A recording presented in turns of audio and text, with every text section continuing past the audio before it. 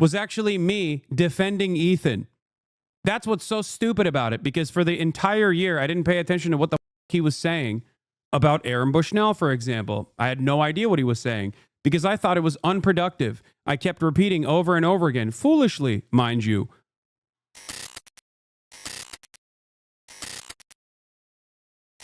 Ethan Klein uploaded a video claiming you laughed at them. I know. The funniest thing is, it doesn't even matter if the context is directly in the video. I've realized that a lot of people are so primed into refusing to understand the exact context in the video, even if he doesn't clip me out of context. Or this is not just Ethan either. This is just everybody that does the same shit. Sometimes they will literally feature the context. Like the famous case of me saying, the likelihood of rapes happening on October 7 does not change the dynamic for me even one bit, is literally me saying you cannot do a genocide on an entire population of people because of the likelihood of sexual assaults happening, okay? That is the most normal statement of all time. You are a psychopath if you go, no, actually it is valid if sexual assault happened. Is that your argument? Why do you think it's appropriate? Is it appropriate to do genocide to an entire population of people? It's very interesting because seemingly these people are pro-Palestine too, okay? But at the same time, not only are they pro-Palestine, but they're also simultaneously pro-genocide of Palestinians. Kind of crazy that you got to literally adjust the exact same thing over and over every single day. I know, these people are f***ing dumbasses who don't care either, okay? They are trolls and have been on the internet for decades making fun of real life pain out because they're just self-interested nihilists. No, I don't think so. I don't think every single person. AB and Dan pushed back and said you were laughing at the absurdity of the Nosferatu image of Netanyahu, but Ethan still didn't concede his point that you were laughing at the children. Yeah, because he doesn't care. He doesn't care about the f***ing truth. He doesn't care. He thinks this is good. He thinks this is good propaganda. He can't actively say he loves Israel and he loves everything that Israel is doing because there's too much shame in his heart to openly admit that. Okay? So he has to just do the opposite thing and basically say, I'm actually the only real pro-Palestinian person, and every other pro-Palestinian person, actually, every other pro-Palestinian advocate is actually bad. Okay? They're bad. They're all bad. This is my entire advocacy for the past 16 months is going to revolve around shitting on every single person that is pro-Palestinian. Yeah. It's also the, 1 year anniversary of Aaron Bushnell in front of the Israeli embassy in Washington, D.C. I wonder what Ethan said about Aaron Bushnell. Because he's so pro-Palestine. I wonder what kind of things he said about that as a pro-Palestine guy. I'm so pro-Palestinian, I'm going to Israel to show everyone how multicultural and wonderful it is. That's how pro-Palestine I am. One of the grossest things I've seen from that community is constantly saying, you're pulling the card. You want to know something really sad about that? Half of the instances where I was like, there's a going on, chatters, I don't think this is relevant, was actually me defending Ethan. That's what's so stupid about it, because for the entire year, I didn't pay attention to what the he was saying about Aaron Bushnell, for example. I had no idea what he was saying because I thought it was unproductive. I kept repeating over and over again, foolishly, mind you, telling my chat not to care or consider what Ethan Klein was saying because there were more important things that were happening, like that was happening that we were covering. And that's what's really interesting about it. Now, cynically, he just uses all of those instances as he calls it the card. Well, we're talking directly about so maybe make an assessment on all of the instances where you've talked about Israel and Gaza and why you have so heavily focused on all of the people that are critical of Israel, okay? It's so gross that people even say the card, Careful for the next scary IG story incoming. I know. Like, not even a second where Ethan Klein or his community of otherwise progressive, or what remains of his community and what remains of his community that used to be progressive, ever think pull the card is a fucking insane thing to say. It is not a card that I'm using to deflect away from serious criticism. It's me quite literally saying, eyes on the prize. There is something more important happening here that you should be focusing on rather than petty ass drama. And for the better part of this past year, that was me telling my community not to focus on whatever Ethan Klein was saying because I thought it was silly and unproductive. I kept repeating over and over again, hey, he posted on Instagram in 2021 about how he was critical of Israel. How foolish was I? Holy shit. Become a hateful, abusive, narcissistic monster over the course of a year. He did not understand that I was trying to defend him when we had those conversations, when I kept telling him like, hey, don't say stuff like this. I know you're pro-Palestine. Don't say stuff like this. People are going to misunderstand you. Turns out I was wrong. Yeah, in the words of Shonda Black, if your word compilation is longer than your advocacy for the Palestinian emancipatory movement, then you probably aren't pro-Palestine.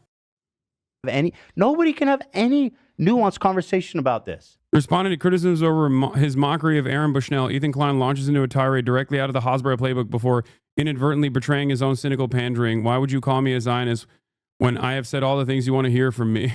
That's the problem. You know what I mean? So extreme. My first reaction is this. It was absolutely insane how he stood the whole time. That was crazy. I don't even know how that's humanly possible. Again, not to put this uncouth, but he's a champ. I mean, that sounds bad, but he did it really good. Does that sound bad? We have to make levity of things. Does that sound bad that he was really good? I mean that as a compliment.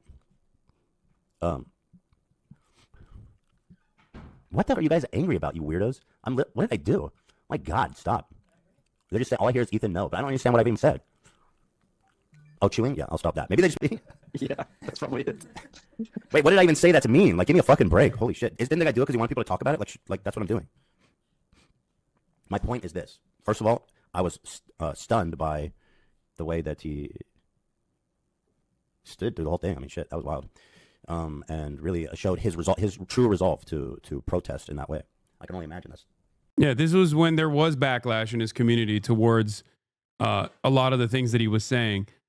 Backlash that was organic, by the way, not backlash that I directed, because at the time when people would send me clips like this, I was like, I'm not going to watch that. I don't care. Okay? Just so you understand. At the time when members of his community would come in here because, post leftovers, people would be like, look at what Ethan said again. He's a Zionist, I promise. Okay? And I was like, hey guys, there's a genocide happening. I'm going to cover that instead. I don't really care about what Ethan Klein is saying about Israel or Palestine. He is not your enemy. That's what I said over and over again for a fucking year.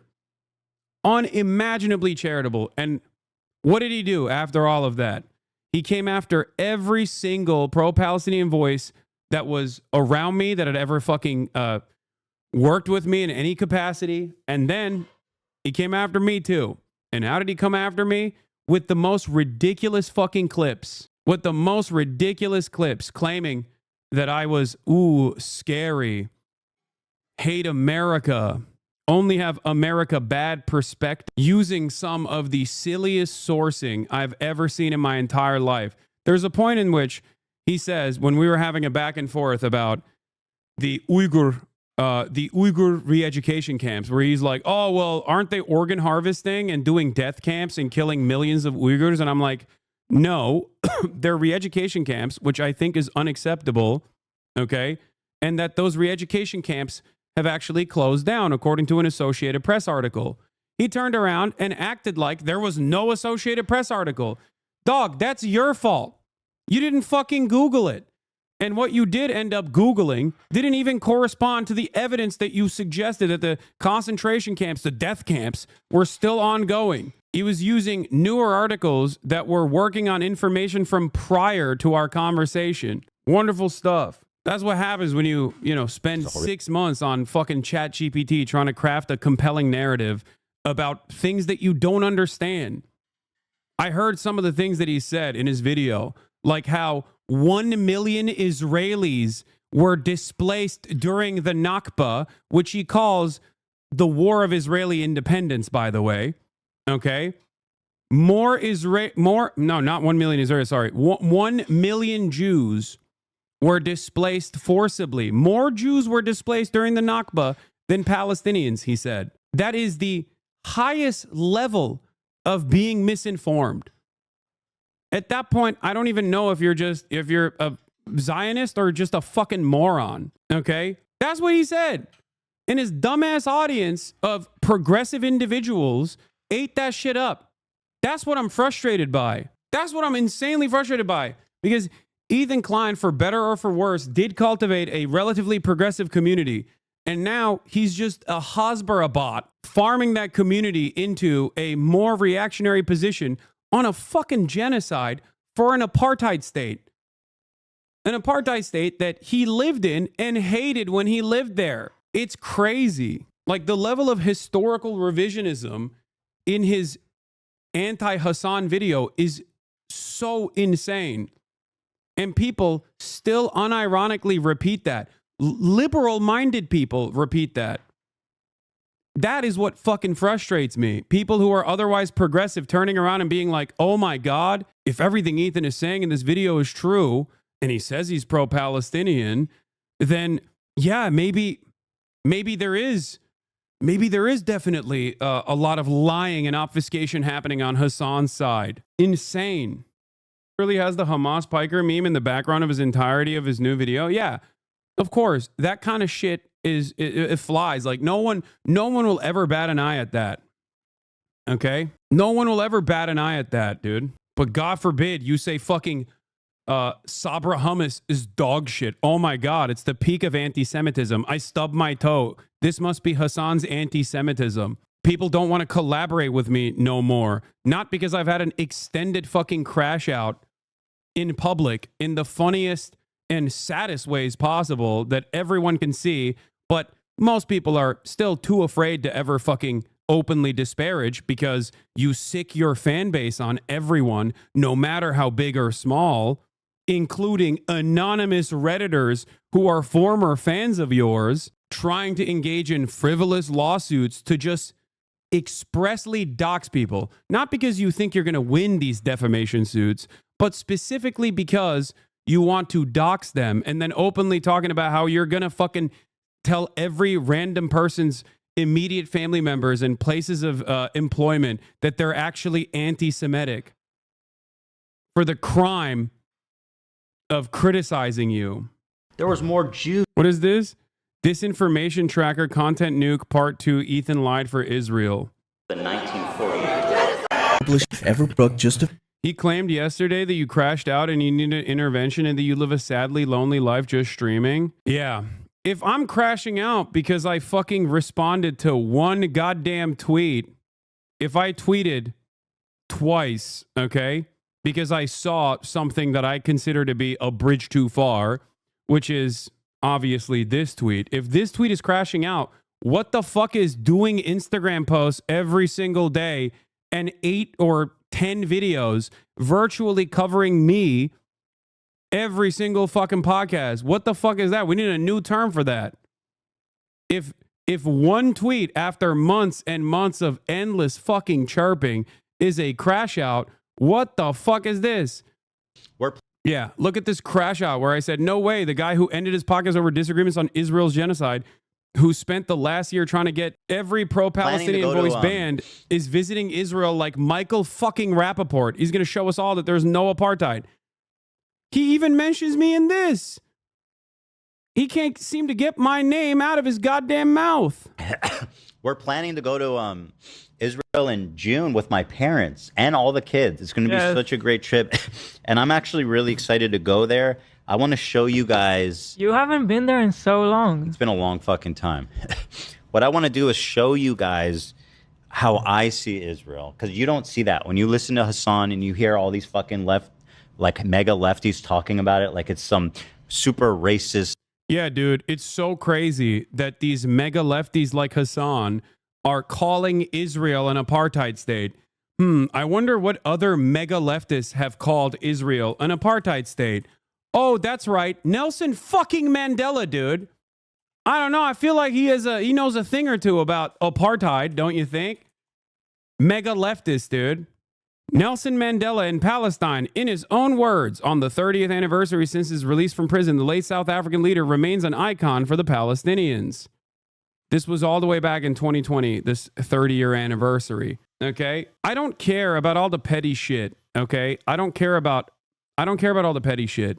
I do, however, care about, especially when we have a fucking fascist administration with numerous motherfuckers tossing Sig Heils left and right as the administrative state is being blown to bits by billionaire parasites.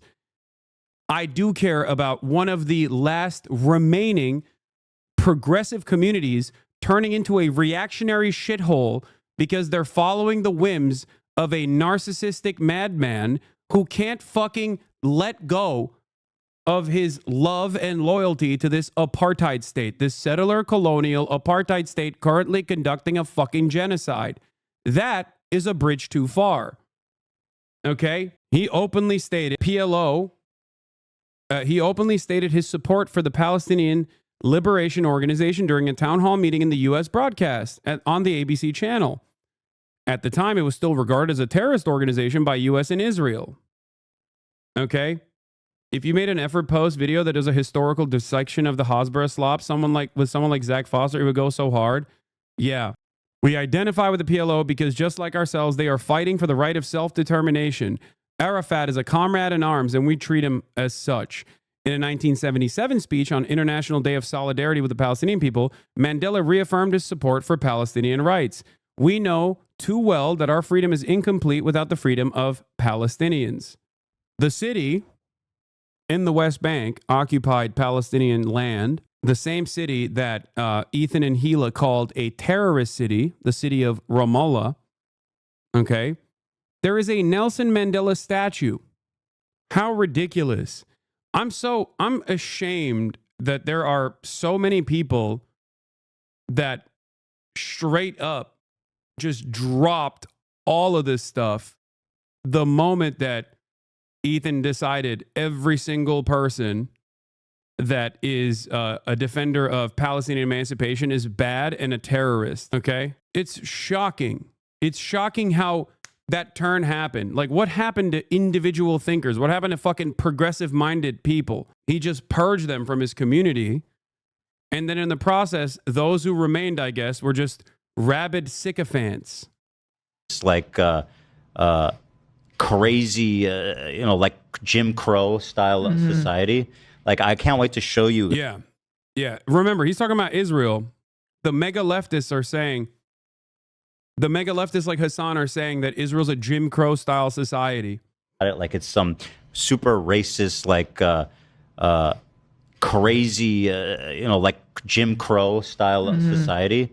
Like, I can't wait to show you guys how beautiful, how multicultural, how like free it feels for people, or just it's a beautiful place. It is. It's one of the most diverse places I've ever been. We're planning to go to so diverse. It's so multicultural and so diverse. Anyway, if you want to understand why it's fucking ridiculous, obviously this in and of itself is frustrating to hear, okay?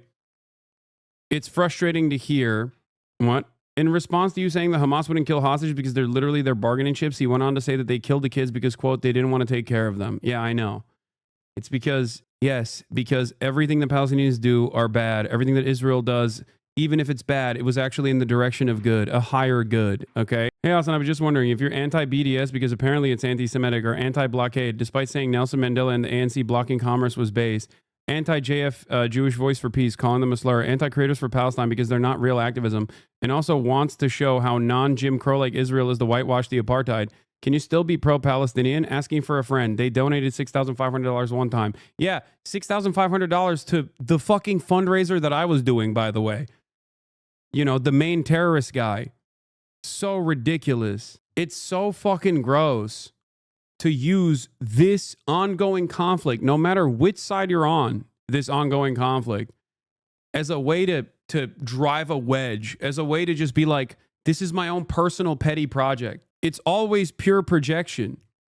When he says you're using the genocide card, it's like, no, man, you're using an ongoing genocide to fucking go after people who are critical of the genocide, because you can't fucking cope with the reality that numerous people from the progressive community that you cultivated obviously had disagreements with the way that you were covering this shit.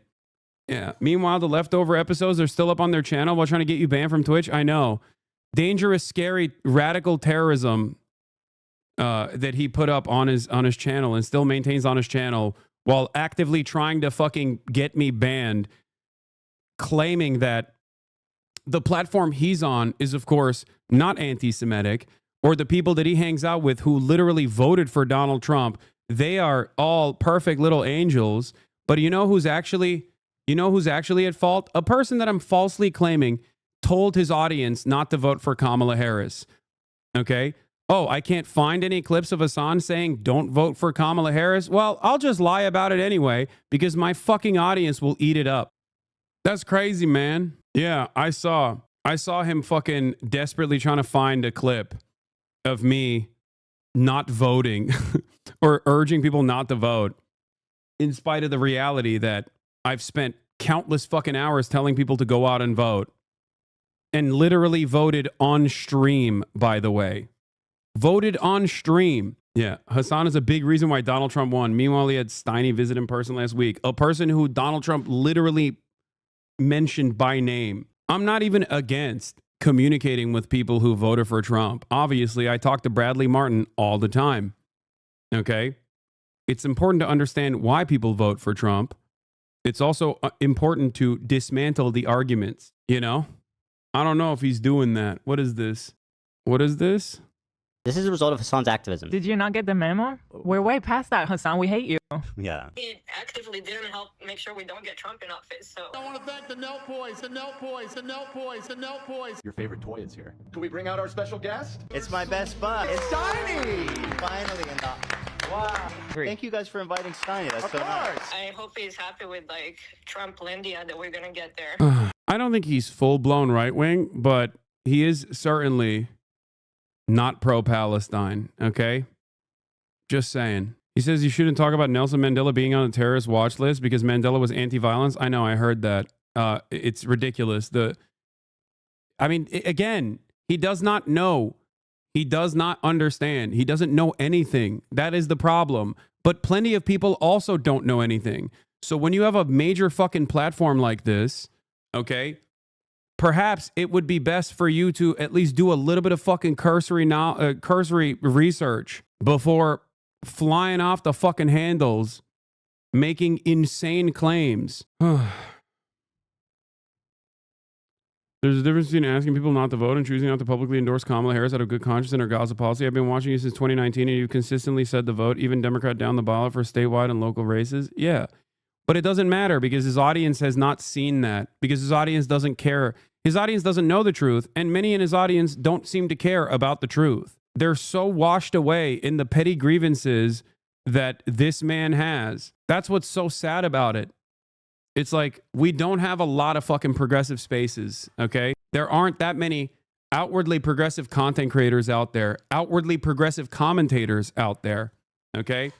So it's sad to see a fucking relatively large audience of somewhat progressive individuals turning around and just taking the fucking most reactionary position on Israel because their favorite content creator has been crying victim for a year now. But now he's stuck because he farmed all of the fucking anti-Hasan people. And the moment that he stops talking about me, they're not going to give a fuck about his goofs and gaffes. He already eradicated his audience that cared about the goofs and gaffes by fatiguing them with endless amounts of fuck Hasan content. Sure, maybe a decent 30% of your base actually also came on board with the fuck Hasan content and they think I'm a vile human being because your subreddit is basically turned into the Hasan snark page now. It's Destiny 2, okay? But the moment that you move on to a different target, they're going to fucking go away. I don't know if he'll stop talking about you. I don't think he will, but it's okay. He's just going to keep fucking lying over and over again in more insane ways. It is what it is.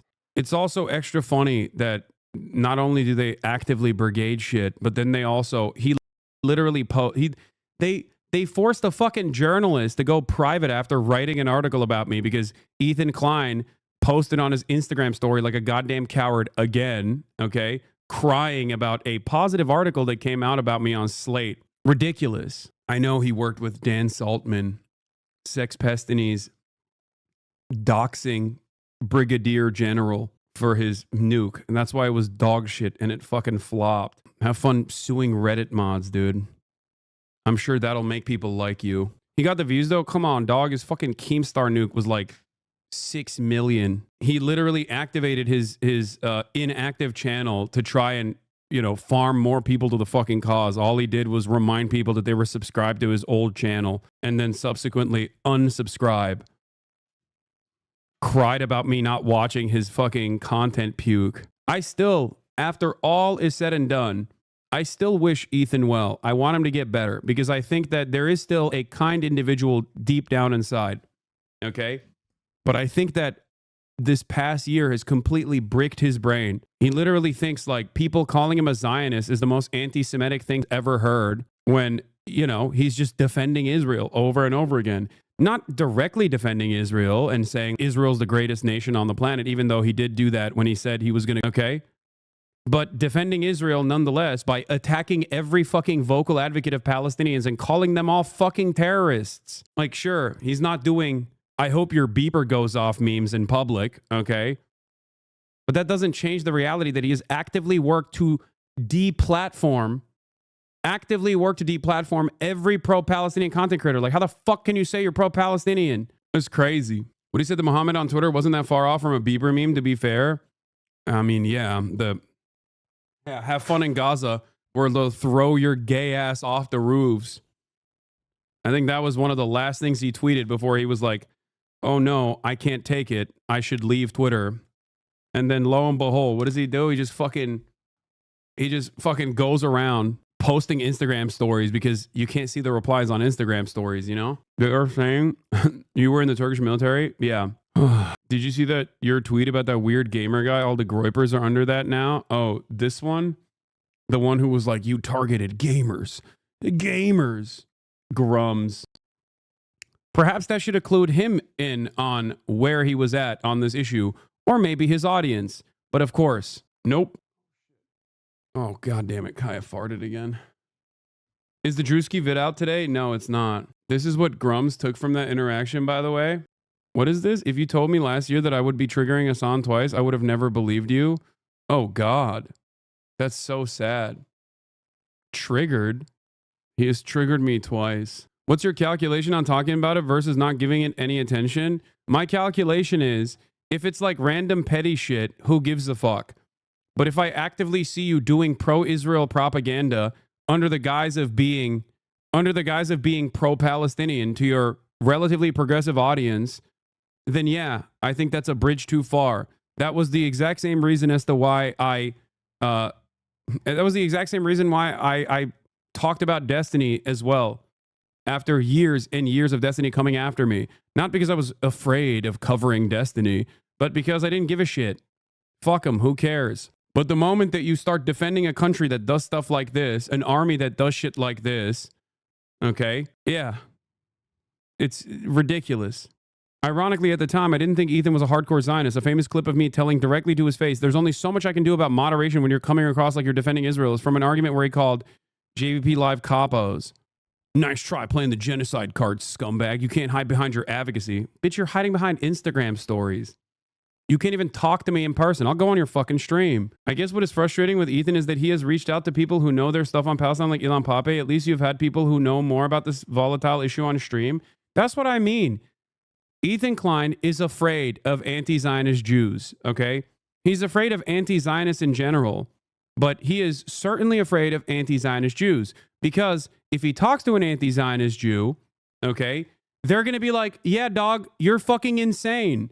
And he's going to freak the fuck out. That's why, if you noticed, half the clips that he fucking uses are literally clips where I'm sitting next to Alex, Lol Overruled, Noah Culwin, or Felix Biederman. Why does he never talk about Felix Biederman or Noah Culwin? Because he can't call them anti-Semites, okay? He hasn't reached that stage of Zionism yet. It's much harder to present someone who is an anti-Zionist Jew as a as an anti-Semite to your audience of not super well-informed, but relatively progressive individuals. He hasn't watched Bad Hosbury yet? Yeah, no talking to Matt Lieb. What's up with that? He calls them tokens. Yeah, I wonder how that would go if he did that directly to the faces of people. He said I was tokenizing Sam. Yeah, ridiculous. I know for a fact that other content creators also see all this shit, but they don't say anything because they don't want to fucking draw the ire of his rabid fan base who will go after and harass people endlessly. Okay? Classic. Hold on. I gotta take Kaya out. A few of the racist lies Ethan tells in defense of Israel's apartheid regime and their I don't know what this video is, but hold on. I'm gonna be back in a second. I gotta take Kaya out. Think that Jews as an ethnic minority in Israel would not be safe? Jews are the ethnic majority in the UN-recognized territory of Israel. They've been the majority ever since Zionist forces captured 80% of historic Palestine between 47 and 49. In that time, Zionist forces ethnically cleansed 80% of the indigenous population of Palestine, and ever since Jews have lived as a privileged class in an apartheid state. After all, Israel is a country of refugees. If the Jews didn't come from Europe after the Holocaust, they came from the surrounding Arab countries. Jewish settlement and colonization of Yeah, this is what I was talking about when he said like 1 million Jews were forcibly expelled from surrounding Arab nations. Like, how ridiculous to make that comparison to the fucking Nakba while simultaneously undermining the crime of ethnic displacement of over 750,000 Palestinians. Ridiculous. Pro-Palestine my ass. Once again, I ask everyone, is Ethan Klein stupid and not knowledgeable about the history of this country that he's defending? Or is he in bad faith doing propaganda? Historical revisionism. The expulsions that were planned according to Israeli, well, I believe he's no longer an Israeli citizen, but Israeli scholar Ilan Pappé were planned, okay? They were planned. The expulsions were planned, okay? They did a lot of violence in villages that had cooperative agreements with surrounding Israeli villages, specifically so that it would be easier to forcibly expel the other Palestinian villagers in other villages and also large cities. This was all a plan before the inception of the Israeli nation state. This is a fact that even people who are now pro-Israel, like historian Benny Morris, agrees to. This is an established fact amongst the new historians in Israel. Okay? The difference between someone like Benny Morris, however, and someone like Ilan Pappé or Avi Shleim is that Benny Morris establishes that fact and says now that it was good that it happened. It had to happen. Okay? There is a major difference between that and working on Avi Shleim, another Iraqi-Israeli historian, Avi Shleim, and his work on the matter of what happened to the Jews in Iraq, specifically, where the Israeli government literally blew up pressure amongst the Iraqi Jewish population. Many of these Arab nations did not want the Jewish populations to leave. Okay? They were either cut separate agreements with outside pressure if they were, under the protectorate of France, for example, or cut deals specifically with the state of Israel. And on top of that, there was still a lot of violence that Israeli citizens, or not Israeli citizens, Jews experienced in these countries due to pan-Arabic nationalism at the time, and also due to the violence that the early Zionist brigades enacted upon the Palestinian villagers. Okay? The notion that this is in any way, shape, or form comparable to the planned expulsion of 750,000 Palestinians from their ancestral homelands is fucking ridiculous. It is akin to genocide denial. Okay? The fact that, maybe Ethan doesn't know that, to be fair. To be fair to him, maybe Ethan does not know that. Okay? But he should not be so confident in saying something so ridiculous, such as the expulsion of Jews from Arab countries, from surrounding Arab countries, was worse than the Nakba. Okay? Incredible. incredible levels of stupidity. Why is it that Palestinian organizations have actually, in their negotiations process and on numerous different instances, advocated for Israelis to have a right to return to surrounding Arab nations? Now, remember, these surrounding Arab nations are not Palestinian, okay? Just make no mistake, because I know that a lot of Zionists like to say all Arabs are the same. They are not, okay? Each individual nation is different than one another, okay? Just so you understand. But the Palestinian delegation has time and time again advocated for Jews to be able to return back to Morocco if they choose to do so, or return back to Iraq or Afghanistan or any other Arab nation where Jews used to live. The Israeli government is not on board with that. I wonder why. Thank you for the 50 gifted subs, Haplois. Palestine began in the 1800s, well before World War II, and the refugees to which Ethan refers actively participated in massacring and ethnically cleansing the indigenous population of Palestine. The point Ethan is making is akin to claiming that the white Afrikaners of South Africa, or pilgrims in America, who arrived as poor people with nowhere else to go, should be seen as victims despite their colonization of the land and extermination of the indigenous population. Can you please elaborate on how Nakba is worse than the expulsions from Middle Eastern countries? My Jewish best friend does the exact same argument. I already did.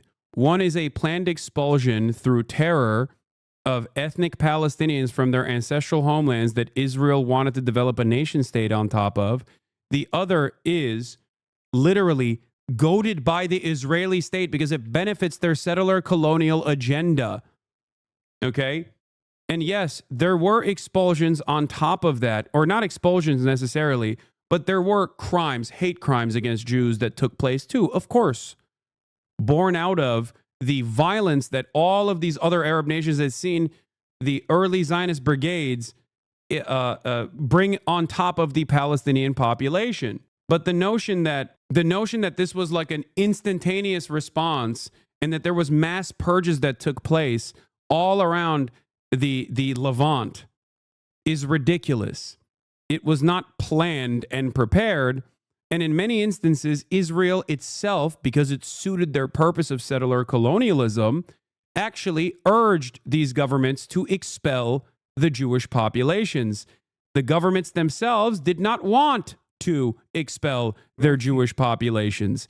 Here is Iraqi British Israeli historian Avi Shalem, one of the new historians from Israel, explaining this. Okay, he wrote an entire fucking book on the subject. Ethan, being someone who is pro-Palestinian and having this massive audience, wanted to actually educate himself on the history of the ridiculous apartheid state that he's trying to defend, poorly, mind you.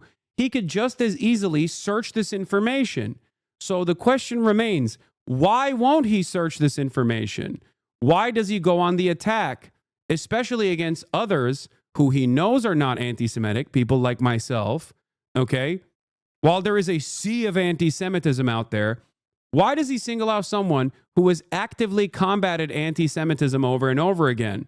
Jews were convinced that Israel had a hand in uprooting them.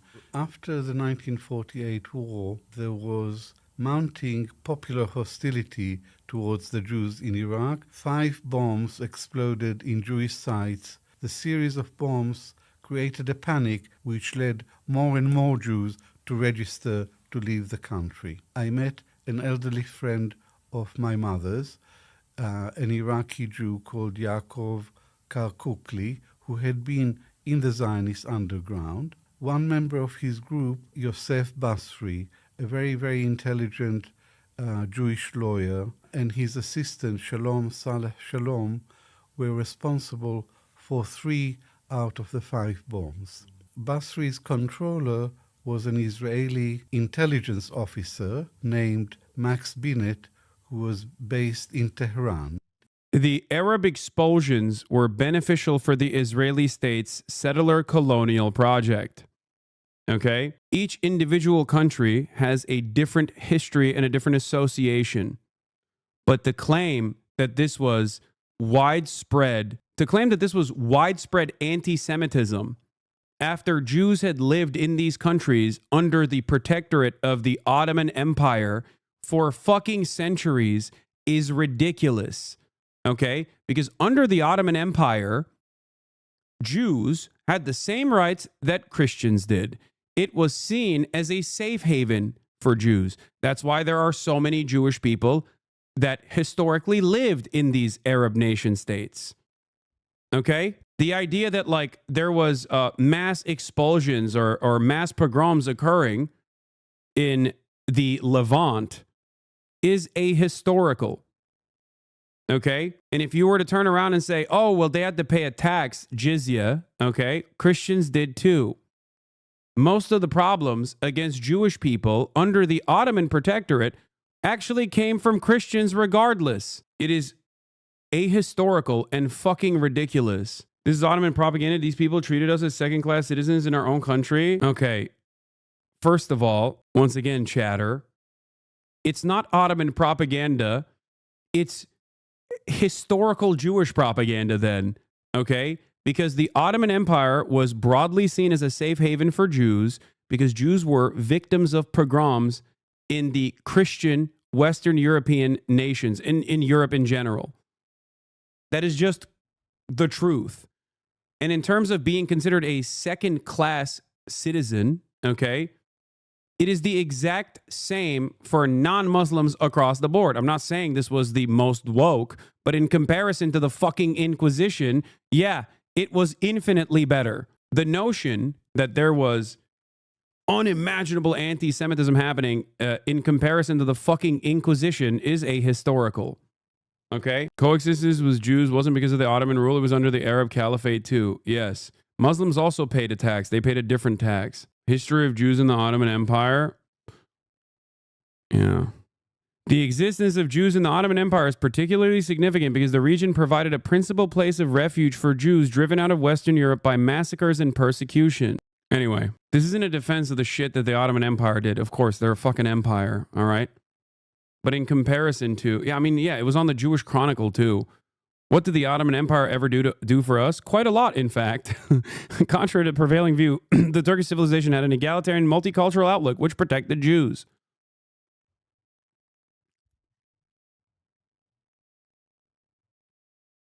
Anyway, before people say, oh, you only read the fucking headlines, I've read this entire article on stream before, okay? Regardless, the only reason why I brought this up is because a lot of people falsely say that there is like a historic ancient anti-Semitism among the Arab nations, okay? This is not correct. This is completely incorrect. It's a relatively new phenomena that the Western world has very openly passed the torch on after their historic anti-Semitism and their pogroms and the Holocaust. Now they, even in Germany, claim that the woke Muslim radicals are actually bringing anti-Semitism to Germany. Ridiculous. In fact, there was more Jews displaced than Palestinians during the Nakba. 1 million Jews. There is zero. Yeah, I could not believe this is what I meant. This is like insane. Factual basis to this statement. The Nakba is the ethnic cleansing of Palestine, which took place between 47 to 49. There was no mass displacement of Jews during the Nakba approaching anything close to 1 million Jews. Jewish emigration from Muslim countries occurred over the course of decades, and Middle Eastern Jews were not expelled by their respective governments or through military force. The Arab countries got super anti-Semitic against their own Jewish citizenry that had nothing to do with Israel. And as a result, they kicked them That out. had nothing to do with Israel. Like, what are you talking about? People voluntarily left to go to Israel. Like, what do you mean?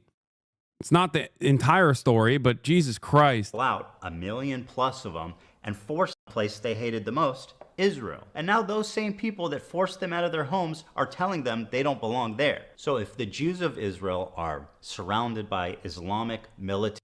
So this also is a really funny point that he made in his content puke, where he brings up Hezbollah and Hamas. Jews are surrounded by their enemies. what the fuck is Hezbollah or Hamas in 1948? Both Hamas and Hezbollah were developed as well, not even Hezbollah, but Hamas initially was a literal Islamic charity that turned into a resistance group against Israel. Hezbollah developed as a resistance group against Israeli occupation. Okay? Many decades after Israel was even created as a violent settler colonial enterprise. Okay? Absolutely ridiculous statement. Incredibly ahistorical. And not only that, but I'll take it one step further. Okay? In terms of Hamas being a Muslim Brotherhood carve-out and an Islamic charity, Israel itself tilted the scales in Hamas's favor numerous times. Why did Israel do that? Because they correctly predicted that, well, not completely correctly, but they predicted that they would be easier to dominate. They would be easier to destroy because they would be able to get very little Western support as opposed to the secular, Christian, and socialist resistance groups that were under the PLO. Israel tilted the scales in Hamas's favor time and time again because they were worried that the Western world was too sympathetic to the plight of Palestinians when the Palestinians that were speaking about their own victimhood, their real victimhood in the hands of Israel, happened to be socialist, secular socialist, leftist Palestinians. Israel assassinated all of those leaders, okay, including Ghassan Kanafani, who very famously never even held a fucking gun, him and his family members, immediate family members. Now, why would Hezbollah form in Lebanon? Maybe because Israel expelled Palestinians into Lebanon, members of the PLO into Lebanon, and then Israel decided to invade Lebanon. And the Lebanese population was like, okay, well, we have to fight back. What the fuck is this shit?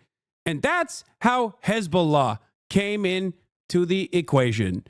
None of this was there when Israel was invented.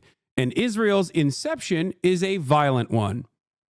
It's just cry, bully, perceived victimhood nonsense. This is pure pro-Israeli propaganda. It's historical revisionism, and it's ridiculous. If you have done any reading whatsoever on the inception of the Israeli state or the inception of the resistance against the Israeli violence in numerous countries around Israel, you would know that this is a ridiculous thing to point to. Terrorist groups. Ethan racistly suggests that all Arabs and Muslims should be regarded as the same people. Hamas and Hezbollah never forced Jews out of their homes and did not even exist at the time of the Nakba. These resisted Israeli occupation as Israeli forces brutalized, massacred, and dominated their people. By the way, oh yeah, keep sucking Hamas dick, bitch. I know. Keep refusing to learn about fucking history, man. Keep refusing to learn about history.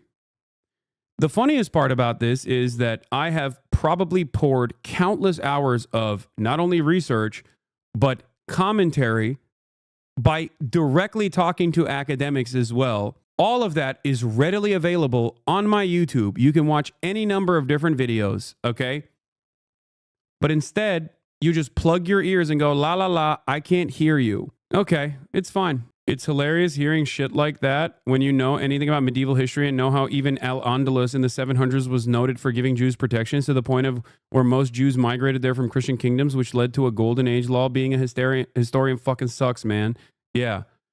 Where does he get his info from? I don't know. I have no idea what his fucking sources are for. It's just him retelling Israeli history. Is it really that crazy for them to not feel safe as an ethnic minority, even a— Oh man, the poor Israelis, the ethnic minority. Amazing. Yeah, I wonder why Israelis feel unsafe in this area. You can either look at the situation and go, it's because everyone around us is anti-Semitic and they just hate Jews, or you can recognize the reality that has unfolded in very obvious ways over the course of the past 15 fucking months. Because this is not the first time Israel's behaved in an insanely violent manner. After all, the inception of the Israeli state was a violent one. I'm a third-generation historian, and I've come to the realization that you can educate people on any piece of history, and when they hear one thing they don't like, they just lick their own balls and tune things out. Yeah. Wasn't the whole thing that Israelis don't feel safe? Yeah, of course. This is literally the mindset. Yeah. Israel and Zionism, in its contemporary interpretation, or even in its historical inception, has always been a ethno-religious supremacist project. This is why I say Zionism is a fascist ideology. Okay? You can masquerade it as perceived victimhood. You can masquerade it as serious security concerns, but that is the reality. And that is precisely what the Nazis did as well. Okay? Nazi ideology didn't just fucking magically exist one day and everyone was like, all right, I guess we hate the Jews now. No, it was a carefully crafted mechanism that inevitably led to the Holocaust. Okay? For years and years, Nazis first dehumanized Jews with already the existing historical anti-Semitism in the region. Okay? And beyond that, they obviously made security concerns all the fucking time. They kept erroneously claiming that Jews were a parasitic force that was dominating both the aspects of labor through trade unions and through Judeo-Bolshevism, but also simultaneously they were controlling the money supply in the highest state of society, and also the academia, because they were elites that were making Germany a morally degenerate hellhole to undermine German superiority. This was the argument. We look back at that argument and say, well, that was fucking ridiculous that they said that. Except the lesson that you're supposed to learn from that is to not repeat it. Okay? You're supposed to understand how ridiculous and how violent that endeavor ended up, and then go, we should definitely not repeat that ever again. Instead of repeating the same fucking talking points, but instead of saying it about Jewish people, you now say it about fucking Arabs. It's ridiculous. Nazis made arguments about their own security considerations as well. It was erroneous. It was ridiculous. A little bit. Israel is by far the most aggressive state in the Middle East, constantly seizing land from neighboring countries and waging large-scale massacres. Israel itself has not withstood anything resembling the level of violence it has brought against the people of Palestine, Lebanon, and Syria. These are not the actions of a state that feels unsafe as an ethnic minority. These are the actions of a hyper-aggressive, expansionist European colony backed by the most powerful empires in history. And that's pretty much the entirety of our disagreement. This was not the entirety of Ethan's disagreements. That's Ethan denied IDF war crimes like rapes. How is this systemic rape as part of the institution of Israel? And the bombing of hospitals. And I'm relieved to say that it was looking like right now almost certainly not the IDF. And I think everybody should be relieved to know that. Ethan, this is extremely painful to hear. Well, I'm sorry that it's painful to you that the IDF didn't kill a bunch of people in that hospital. My condolences to you. You're spreading propaganda, Ethan. You're a fucking moron. Ethan and his wife, Ela, who served in the IDF, bragged about Ela invading the West Bank and terrorizing the local population. A base that was far from my house. So you go there for the whole week. It was kind of like just more of an adventure. They would go every night on a raid. Right.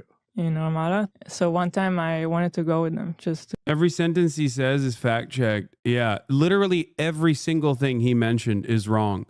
I could not believe it. I'm not talking about this piece here, but to experience it. By the way, service is mandatory in Israel, okay? I want to point that out.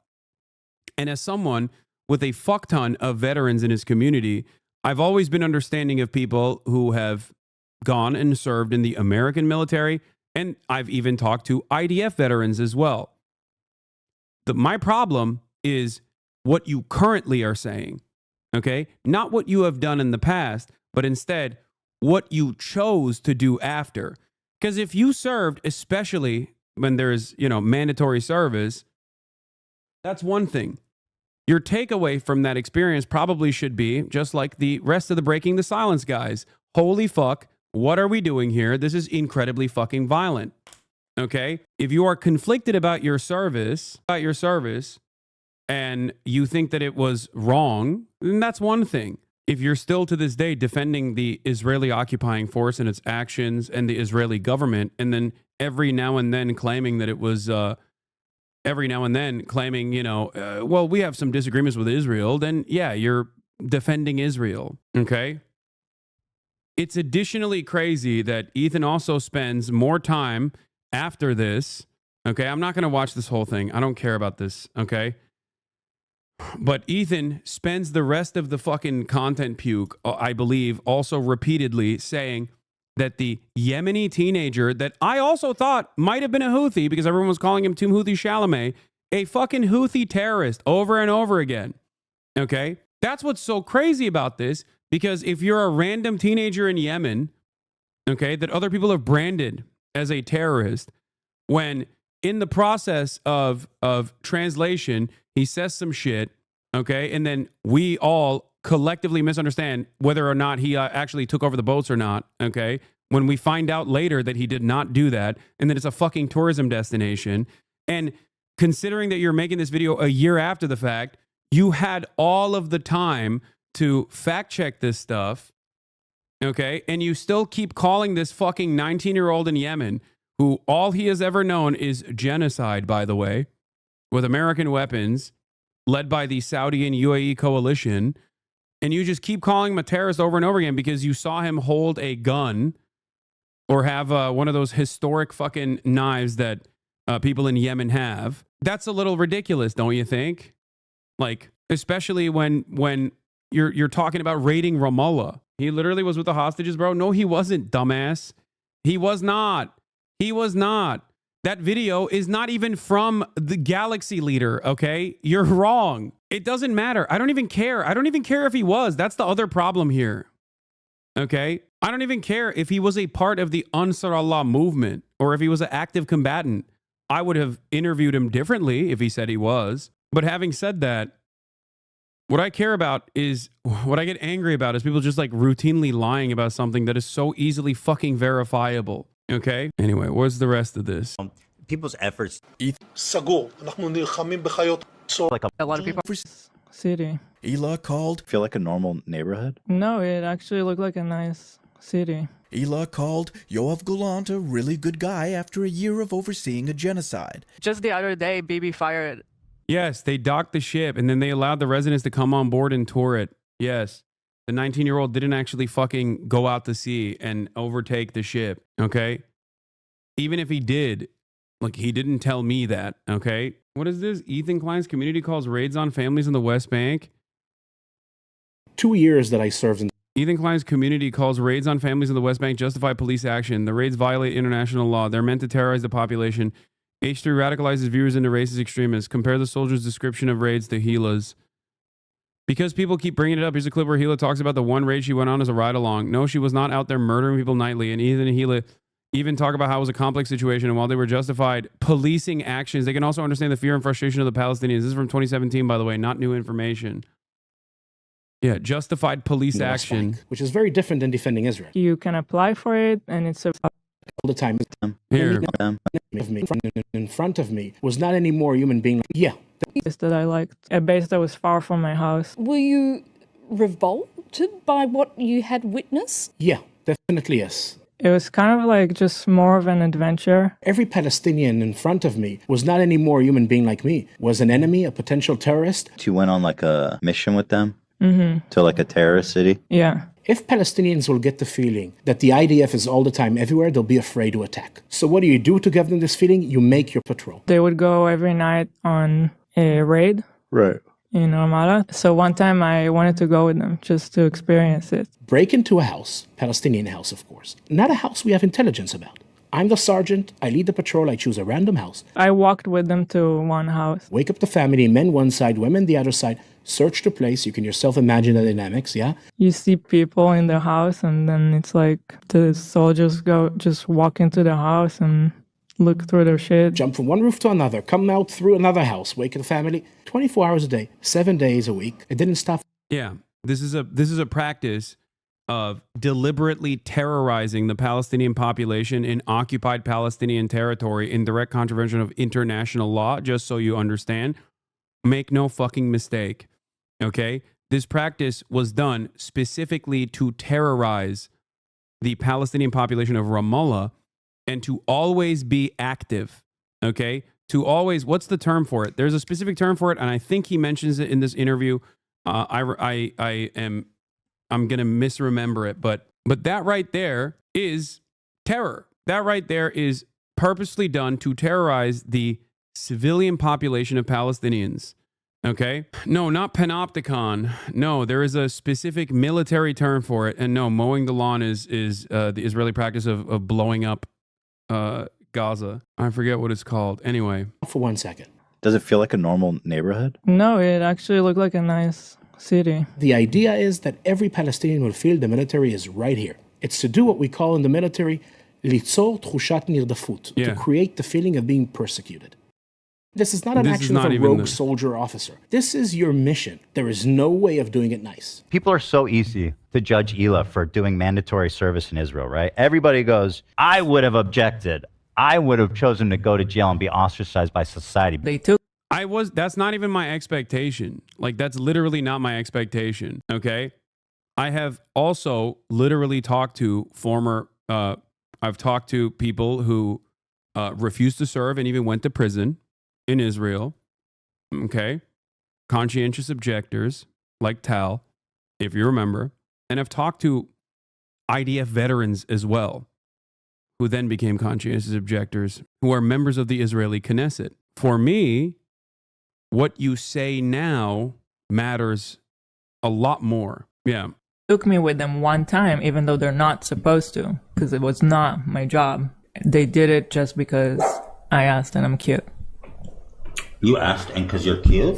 Is it possible for an Israeli soldier to serve in the territories with a clear conscience? I don't believe a soldier who served in the occupied territories has clean hands. It's not that every soldier murders innocent Palestinians, but no Israeli soldier who served in the occupied territories, his hands are clean after that. Because at the heart of what you do, there is no way of seeing Palestinians as equal human beings.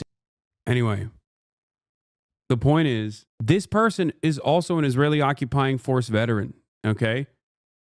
But I have a lot of grace for people who understand what they did and then use that experience to warn others about what the Israeli occupying force is doing. This is what breaking the silence does. That is their entire job. Okay? Was the word you're looking for called mapping? No, it's when they go into a house and they just like fucking break into the house and turn it around, turn it over, and terrify the Palestinians in the house. I think it's called like an outpost. Like it's called like outposting or something. But the other term I was looking for is, yes, making their presence felt. That is the deliberate reason. Yeah. The point and purpose is making their presence felt. That's why they do it nightly. Anyway, it's a common practice within occupying forces. I mean, Americans do it too. A really good guy that a lot of people are pissed about, and he fired him because they had a disagreement, and that's like so Trump coded. Well, he was like a moderating voice in the war room. Yeah. Like even this stuff, like saying Yoav Golan is a moderating voice when he's literally charged by the International Criminal Court for being a fucking war criminal. Okay, I'm willing to entertain the notion that you just simply don't know. But my problem in that situation is like, you have a fucking massive audience, man. You have a massive audience. Don't you think you have a responsibility to at least learn the truth? Like, what the fuck are you doing? It's crazy to me that Ethan did more research scouring the Sex Pestiny subreddit, looking for fucking clips out of context to create this like comprehensive argument that virtually no one, with the exception of his own fucking community and already pre-existing haters of mine, loved. Okay? The remaining members of his community. He spent more time researching that shit than reading a single fucking book about Israel. You know, people's efforts to smear him because he wasn't like anti-genocide enough. Fuck Joe Biden. Respectfully. That's fine. I personally think he was actually a really good president. It's a funny thing about me. I don't like terrorism, and I don't like terrorists. What is terrorism? It's intentionally targeting civilian population for political goals. Oh, he's going to call out the IDF here, right? I assume. Ethan and Hila literally bragged on their podcast about terrorizing Palestinians in the West Bank. You see people in their house, and then it's like the soldiers just walk into the house and look through their shit. Does it feel like a normal neighborhood? No, it actually looked like a nice city. Now, just how little rights do women in the Houthis Yemen have? Well, according to this, there's been 1,181 violations committed by Houthi rebels against women. According to this? What is this? This was the other thing that I was going to mention. He just cynically puts article titles to beef up the actual argument that he's presenting. And virtually every argument, if you look at the year, you're like, wait a minute, 23/02/2021. That's an interesting time to be writing about Yemen and what the Houthis were doing in Yemen. And then you actually look at it, and it's fucking Saudi propaganda. Okay? Here, let's look this up. Yemen, women captives. Yemen, women captives recall ordeal in Houthi prisons. Where is it? This. Ethan doesn't indicate the source of this information. Instead, he cites dubious, often Saudi-funded sources, making claims like the Houthis brought back slavery. They brought back slavery. We think the Houthis, Ansar Allah, is doing what Luffy would do. The problem... Wait, slavery in Yemen by Al Jazeera World? There is no way he posts that without actually looking at the video, right? Exclusive, Houthis restore slavery in Yemen. Anadolu Ajans, this is the Turkish state media. Yemen, women captives recall ordeal in Houthi prisons. The 3 Yemen-based human rights organizations have accused Iran-backed Houthi rebels of committing civil rights violations amounting to war crimes. A joint report issued by these groups has documented 1,181 violations against women that include murder, torture, enforced disappearance, and sexual violence. Wessam Basindoa, director of the 8 March Yemeni Union Women, one of the authors of the report, said that women and children in particular suffered. The report aims to shed light on the types of violence. The report has documented 274 cases, quoting testimonies of released prisoners like Nazma Mohammed. The report claimed that she was kidnapped on March 24th, 2019 by Zainabiyat, a women's military group established by the Houthis. She's currently receiving treatment in Cairo. Bro, the video was a legit fact check. You're double fact checking. During the interrogations, providing coordinates for Arab coalition, being an agent of America and Israel, shocking facts about sufferings. Where does the report come from? What is the human rights group report? Because I know the exclusive Houthis restore slavery in Yemen article actually comes from a Saudi outlet. Like, this is literally just a random Saudi outlet that said that. Bad empanada fact check. So I just want to make some shorter clips here, going over some of the most egregious parts of Ethan. An interesting claim, isn't it? So let's check Saudi-backed, because it's like citing the Yemen army saying this. Yemen army removes 300,000 Houthi landmines in liberated areas. Slavery in Yemen is definitely like slavery by Saudi-backed elements being resisted by the Houthis law. Yeah, the slavery in Yemen, I'm pretty sure the Al Jazeera word slavery in Yemen video that came out was literally talking about how the Saudi-backed administration was doing slavery in Yemen and not the Houthis or the Ansar Allah that was doing slavery in Yemen. With these claims is there's no credible independent organization that... Yeah, Al Jazeera one is from 2014 and is the group prior to the Houthis that did slavery. Like, if you look at this, it's from fucking 2014, dog. Slavery in Yemen. Despite government denials, this investigation uncovers evidence of slave labor in Yemen. It's in fucking 2014. You addressed this already, by the way? I think you forgot. No, I've addressed this thing that people fucking claim. And I'm not in the business of defending the Houthis anyway, with the exception of the actions that they took against the Israeli genocide. That's it. Having said that, however, oh yeah, this is the article that I remember, the Ashkar al-Awsat exclusive, Houthis restore slavery in Yemen. This is literally just a random fucking Saudi propaganda piece that wrote this article while they were doing a genocide in Yemen.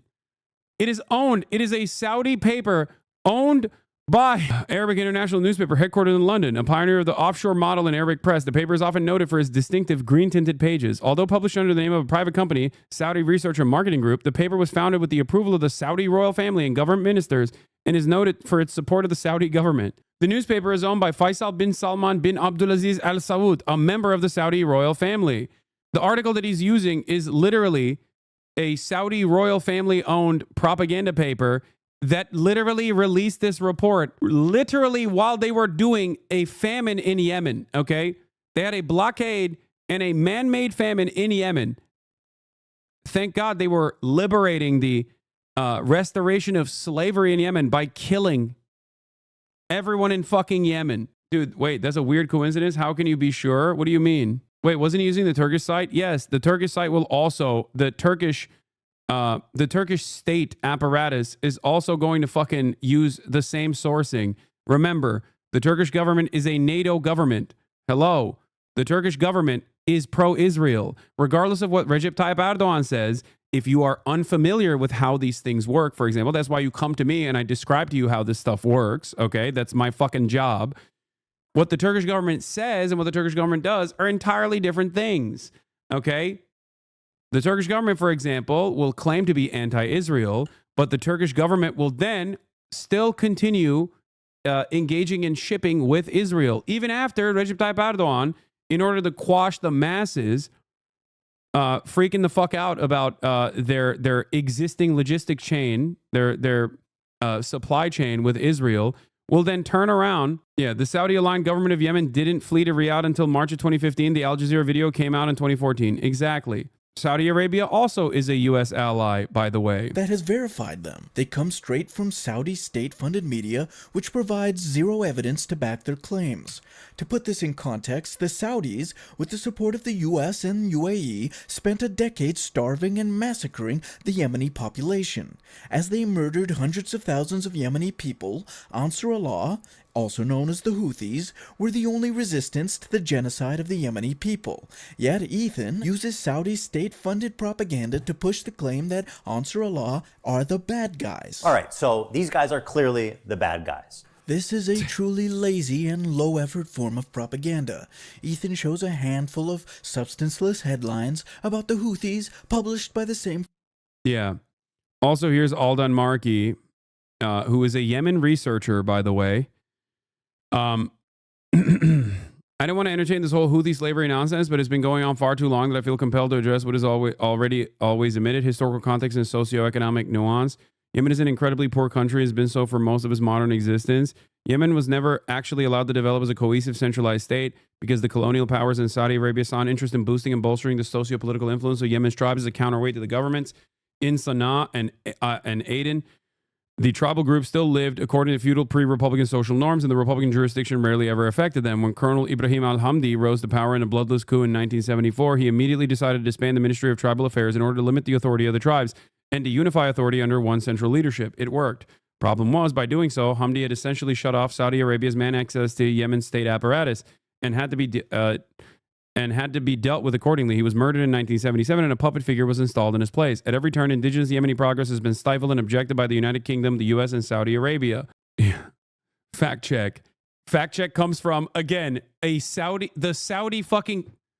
No faction, be it the Houthis or any group, has ever announced an institutional reintroduction of slavery. It is impossible to hold them accountable for the practices of isolated and desperately poor communities in the rural areas. Poverty remains to be the primary reason for these phenomena. So this actually goes through the fact that there is still slavery practiced in certain tribal areas, but given that there has never been real centralization, that it has never been legal. It hasn't been legal since 1962. But, you know, when you're getting fucking genocided and cooed all the goddamn time, it's a little difficult, that sort of thing. But the notion that the Houthis that actually restored the practice of slavery is an exclusive born out of this Saudi royal family newspaper. I wonder why they wrote this article while they were fucking, you know, I wonder why they wrote this article while they were fucking starving the Yemeni population. This isn't to say that the Houthis are wonderful people either, mind you, okay? For me, their domestic affairs especially given the material conditions in Yemen, born out of imperialism and born out of unimaginable poverty that you will never, ever in a million years be able to even comprehend. Okay? Ironic because the Saudis also literally do practice slavery, but that's besides the point. I'm not going to get into that. Okay? But the notion that like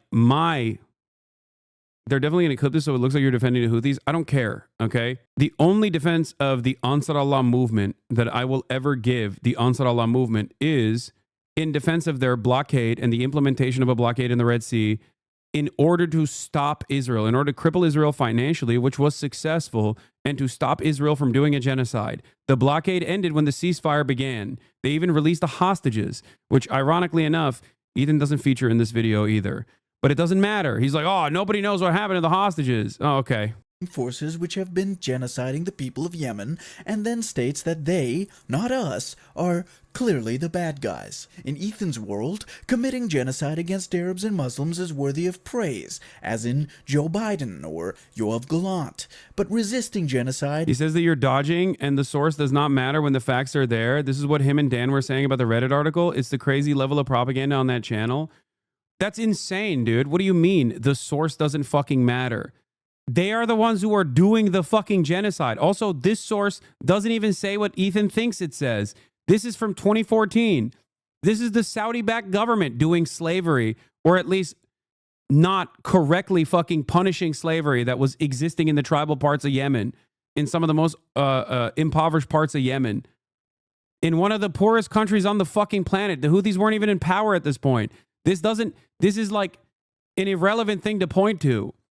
It's like claiming Abraham Lincoln did slavery by pointing to the fucking Confederates, okay? And being like, the American government loved doing the practice of slavery under Abraham Lincoln. It's fucking ridiculous. Is bad. Ethan's coverage of the Houthis is so lazy that he gets basic facts wrong, like when he suggests that the crew of the Galaxy Leader is missing. And once again, the crew is still MIA for over a year. That crew has already been released, and prior to that, they were in contact with international organizations to verify their safety. Like, this came after, this came before Ethan's video was released, if I'm not mistaken. Yemen's Houthis released crew of seized cargo ship Galaxy Leader. And their location. Next claim is that it's owned by an Israeli company. It's not. It's being chartered by a Japanese company, and the boat's owners are registered in the Isle of Man. The owners of the Galaxy... Oh, damn. No way, dude. I guess it's awfully suspicious that the Isle of Man seemingly, okay, the Isle of Man seemingly just has incredible industrious individuals that love maritime law, okay? Yeah, Isle of Man, the powerhouse of industry. Or maybe Isle of Man is easier to fucking put on the ship manuscript. I don't know. Which one could it be? With a handshake from the Yemeni Army High Command, Yemeni jewelry and souvenirs from their host country, the majority Filipino crew of the seized Galaxy Leader car carrier left Yemen on board a chartered Omani airplane. The crew had only appraisal to grant their Yemeni hosts.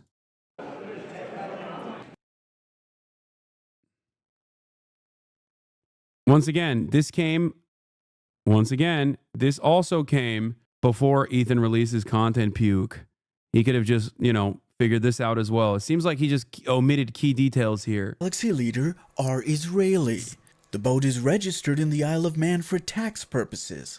This is embarrassingly lazy work. Now let's move on to everybody's favorite terrorist organization, our friends in the north. It's Hezbollah. Where do I even begin? You should begin with the decades-long Israeli occupation of Lebanon, where Israeli forces and Israeli-backed forces... I'm going to assume he's not going to mention any of that. ...carried out repeated massacres of Palestinian refugees and Shia Muslims in southern Lebanon. Hezbollah formed to push out the Israeli occupation, and over the years, Hezbollah has successful Israeli invasions. The practice is what is referred to as a flag of convenience. Thank you. They participated in the slaughter of over 500,000 Syrian civilians to help a dictator, Bashar Assad, stay in power. They indiscriminately bombed over civilian centers, and they killed hundreds of thousands of civilians in what can only be described. By the way, if Ethan can find any instance where I've defended Hezbollah's actions in Syria, okay, any instance where I have defended Hezbollah actions in Syria, I'm done. Okay, I'll shutter the operations. Okay, no clip chimps. Okay, no fucking clip chimps whatsoever, because I've never defended the actions of Hezbollah in Syria. For the record, described as a genocide. Ethan baselessly attributes Hezbollah did a genocide in Syria, but Israel is not doing a genocide. the in entire Gaza. civilian death toll of the Syrian civil war to By the way, does Ethan think Hezbollah has air superiority? Does he think Hezbollah has fighter jets and the capabilities of deploying 2,000-pound bombs? Like when he says that, like what does his audience go? They're like, yeah, that tracks. Hezbollah. This is complete nonsense. Ethan discounts civilians killed by Assad's forces, rebel forces, Al-Qaeda, ISIS, America, Turkey, and others. Ethan, like a moron... Okay, it's a little redundant to say rebel forces, ISIS, and then say Turkish forces. Just saying. It's all kind of under the same umbrella, all right? Like they were all being trained by the same guys. Even the Kurds were being trained by the same guys, ironically enough. It was like a fucking 7-side civil war, and you got Hezbollah on one side for sure, okay? Let's say they're a separate entity. You have Bashar al-Assad, who's, awful, god-awful. You have Russian forces, and then you have other warring factions and terrorist groups that are literally fighting each other, and virtually all of them are either directly or indirectly by way of Turkey and NATO training, funded by the United States of America. Okay? It is insane. Ethan is also so easily called like 3 different things a genocide, but has not and will not say that Israel is committing a genocide on Palestinians. Yeah. Attributes all deaths to Hezbollah simply because it suits his propaganda purpose. The quality of this argumentation is less than garbage. They are a designated terrorist group by the U.S., by the EU. Okay, oops. All right. U.S. and EU have starved, raped, tortured, and murdered millions of Arabs and Muslims over the last several decades. Hezbollah formed to defend the people of Lebanon against such massacres, to defer to governments which have been actively committing genocide for the last year and a half, governments which have invaded and destroyed multiple countries across the Middle East. It's not a terms of service violation. By the way, Israel's currently invading South Syria because why not? I mean, I know. Why would they? Why would they not do that? Okay, they're unrestrained, and also there is definitely TOS violations here. Whose armies rape and torture populations en masse, as the authority on who is and isn't a terrorist is a sick joke. And now, let's move to Hamas, the catalyst for this entire thing. Like a true Israeli propagandist, Ethan doesn't consider the brutally violent apartheid state of Israel and the daily beatings, kidnappings, torment, harassment, I think one of the craziest things about this is that if Ethan had like charitably listened to what I was trying to explain to him at the time in November 2023, he probably would have spared himself so much heartache and an entire year of like losing his mind as to why his fan base did not like these guys and had sympathies for these children.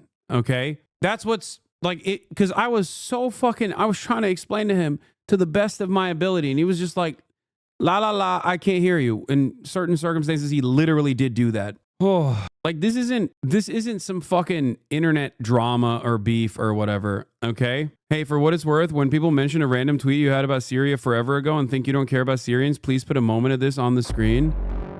Oh yeah, we must help Syrian refugees. When I said, oh, hey, now the world cares about Syrian children, which is a tweet that an American Enterprise Institute government stooge always points to all the time to say that I don't give a fuck about Syria. I literally was writing this article at the time, and I was mad that people didn't give a fuck about Syrian refugees. It is a completely and utterly contextless fucking tweet to post when I literally have documented... Like when I have personally, time and time again, defended refugees across the board. defended people's lives that have been destroyed. That's what's so crazy. But these people would rather live in a fucking lie. Oh, hey, everyone, it's time to care about dead babies in Syria. Social media told me so. Yeah, to all the idiots commenting, Hasan was frustrated that people don't care about these atrocities unless it's trendy to do so. He'd been talking about Syria for years and released many cries about it, including this one from 6 years ago. Yeah. This is the big slam dunk that people have where they're like, no, you don't understand. He's actually pro-Assad. Yeah. I saw someone use that tweet as evidence that you were an Assadist. Glad to know the full context. Yes, dude. If someone tells you that I am in favor of, why do you think people who don't like you give you any benefit of the doubt? I mean, it's not the people that don't like me, but it is definitely other reviews by it. You know, this is for those people who have gotten lost in the sauce. Torture, rape, and murder of Palestinians as the catalyst for the Hamas response, which provided the pretense for Israel's genocide in Gaza. They steal foreign aid from the people of Gaza. This is a lie. The IDF allowed gangs... This is pure Hasbara, dude. This is what I mean. The entire fucking content puke was just all Hasbara. All of it is shocking. It's truly shocking. It's also additionally shocking that he tried to fucking claim while doing pro-Israel propaganda, he tried to fucking claim that he actually was pro-Palestine and pro-Palestinian. XQC watched his content nuke and ate it up, believing most of it. Yeah, because he's a fucking moron. I'm sorry, okay? If you agree with this fucking video without any information prior or after, okay, without searching any of the information to fact check it, then yeah, you're kind of a dumbass. It's on you, really. To steal aid and shot the officers guarding the aid, saying that they were Hamas affiliated. Ethan is spreading Israeli propaganda specifically designed to justify their policy of starving the population of Gaza. This is straight genocide support. For example, why are all the Hamas leaders billionaires? The statement isn't this AI? That Hamas leaders are billionaires has no basis. Also, they're all dead. Like, Israel killed all of them. The fuck are you talking about? This is in fact. Also, Haniyeh, the lead negotiator for Hamas, was not only murdered by Israel, but so were his children and even his grandchildren. Sinwar died fighting on the battlefield with nothing to his name but a pack of Mentos. But he's not going to deny the violent rapes that took place. That is way beyond the pale. No victims have been identified. No perpetrators have been identified. No physical evidence has been identified. No medicological evidence has been identified. None of the very few alleged witness accounts has been corroborated. And alleged witnesses Oh, those were real? They were upscaled with AI? Oh yeah, we looked at those photos before. Have been exposed as grifters. The UN was not allowed to conduct an investigation by the Israeli government. The only thing UN staff were allowed to see were photos of bodies posed in ways that were potentially indicative of sexual violence. However, Israeli media has confirmed through their own investigations that volunteers manipulated and posed bodies while fabricating stories of rapes which never occurred. Therefore, the limited photographic evidence which is available has been tampered with and cannot be deemed credible. The accusation of rape denial coming from Ethan Hasan crashing out hard lately. No, don't ban that guy. Come on. What am I, Ethan Klein? Unban that guy. Come on. This is the other thing that Sex Pestini's community loves doing. Sex Pestini will do like 1,000 videos a fucking year on me. And then the one time I respond to it, they're like, oh, dude, you're obsessed with him. And I love that they've basically transferred over to Ethan's community and they do the exact same thing. If you think me watching a short fucking piece of his content puke that is being fact checked, okay?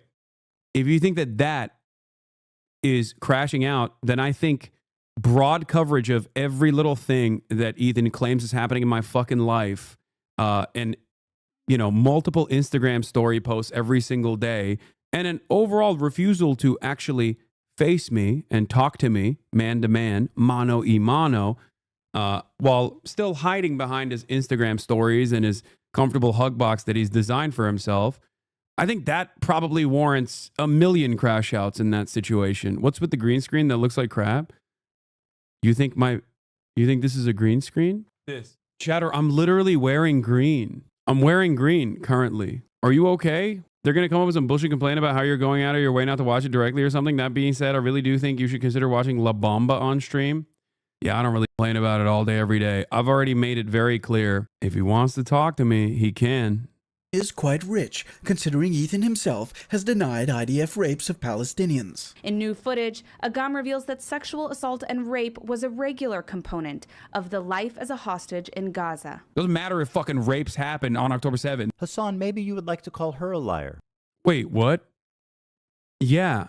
Doesn't matter if rapes occurred on October 7. This does not change the dynamic of Israel's genocide for me one bit. Ethan, do you think it's appropriate to genocide the Palestinian population in its entirety because of suspected rape on October 7? That's crazy. And also, that very clearly is a fucking clip chimp. Like, that's not even a full, that isn't even a full statement. This was his piece de resistance. You could tell he was sweating when he edited this. I know. It's so sad. Brother, you broke bread with this man. How does this not make you fly off the walls? He's clip chimping you so hard.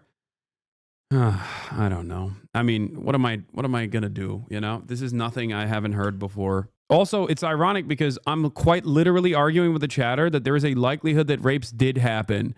A chatter was like, why don't you deny the rapes on October 7? And it's me literally saying, I can't tell you definitely that rapes didn't happen. And there's a high likelihood that they did happen. That is the saddest part about this fucking clip chimp, is that if he actually moved beyond the Sex Destiny subreddit, the source's information directly, he would have probably fucking figured out that I wasn't even advocating against what he thinks I'm advocating against. Goldstein never claimed to have been raped, nor to have witnessed any rape in Hamas captivity. She only relayed rumors. These facts are mischaracterized in the clip that Ethan features, which comes from ILTV, an Israeli propaganda channel that makes English-language content specifically aimed at spreading Israeli propaganda to the Western world. Ethan is acting as a direct Israeli propaganda mouthpiece. And it gets worse. As if Ethan couldn't stoop any lower, here he is supporting... Wait, I know that you're spoiling the Wednesday show because he's going to lose his shit. I know. You know what he's going to do? He's going to do exactly what he's done before, okay? In the case where I'm calling rabid, far-right, insane terrorists, like settler terrorists, that were fucking burning aid going into Gaza. I called those motherfuckers inbred in the same way that I call the KKK inbred, okay? He literally turned around and said, those guys are probably just nice guys doing charity. Why would you think that they are inbred? Why would you say that they're inbred? It's because you're secretly anti-Semitic or overtly anti-Semitic. They're charity workers. And you know what else he did? He cut the part where I describe who those guys are. So that's precisely what's going to happen. Throughout this entire hour-long process, Ethan is going to most likely clip key parts of my reaction and, one, cry that I'm watching someone else's video because I'm too afraid to like respond to him or something. Okay. I've already said I would respond to him directly. Okay. That's number one. What more do you want? I'm here. It's my statements that you've clipped out of fucking context. And it's something that I've addressed a million times over. That's number one. Number two. Okay. Throughout this entire content puke, he just over and over again either clips me out of context or directly just operates on false information, okay? Straight up false information. Information coming from parties that have every reason to fucking lie, like the Saudi royal family newspaper. He then watched a clip from Sex Destiny's Reddit where they edited out you showing the context of them settlers as extremists destroying aid and pretended like you had no response. It was insane. Can you, if someone can find me that, I do want to see that, because I have not seen his actual reaction to it, but I heard that he actually literally clipped me out of context while I was offering context to the first instance where he clipped me out of context. It's pretty crazy. Yes, the clip he showed you after your correction was cut to make it look like you were yelling at an innocent chatter for moving the goalpost when the previous 30 seconds was you providing 2 levels of context.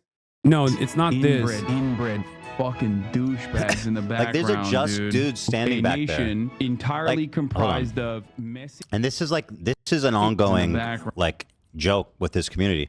These are just fucking benign dudes. Just, I don't know what the fuck they're doing. Yeah, I reacted to this. I reacted to this clip on stream. Okay, I reacted to this clip on stream, and I re-offered the fucking context. Okay, I re-offered. Is this the part? Oh, here, look at this. look.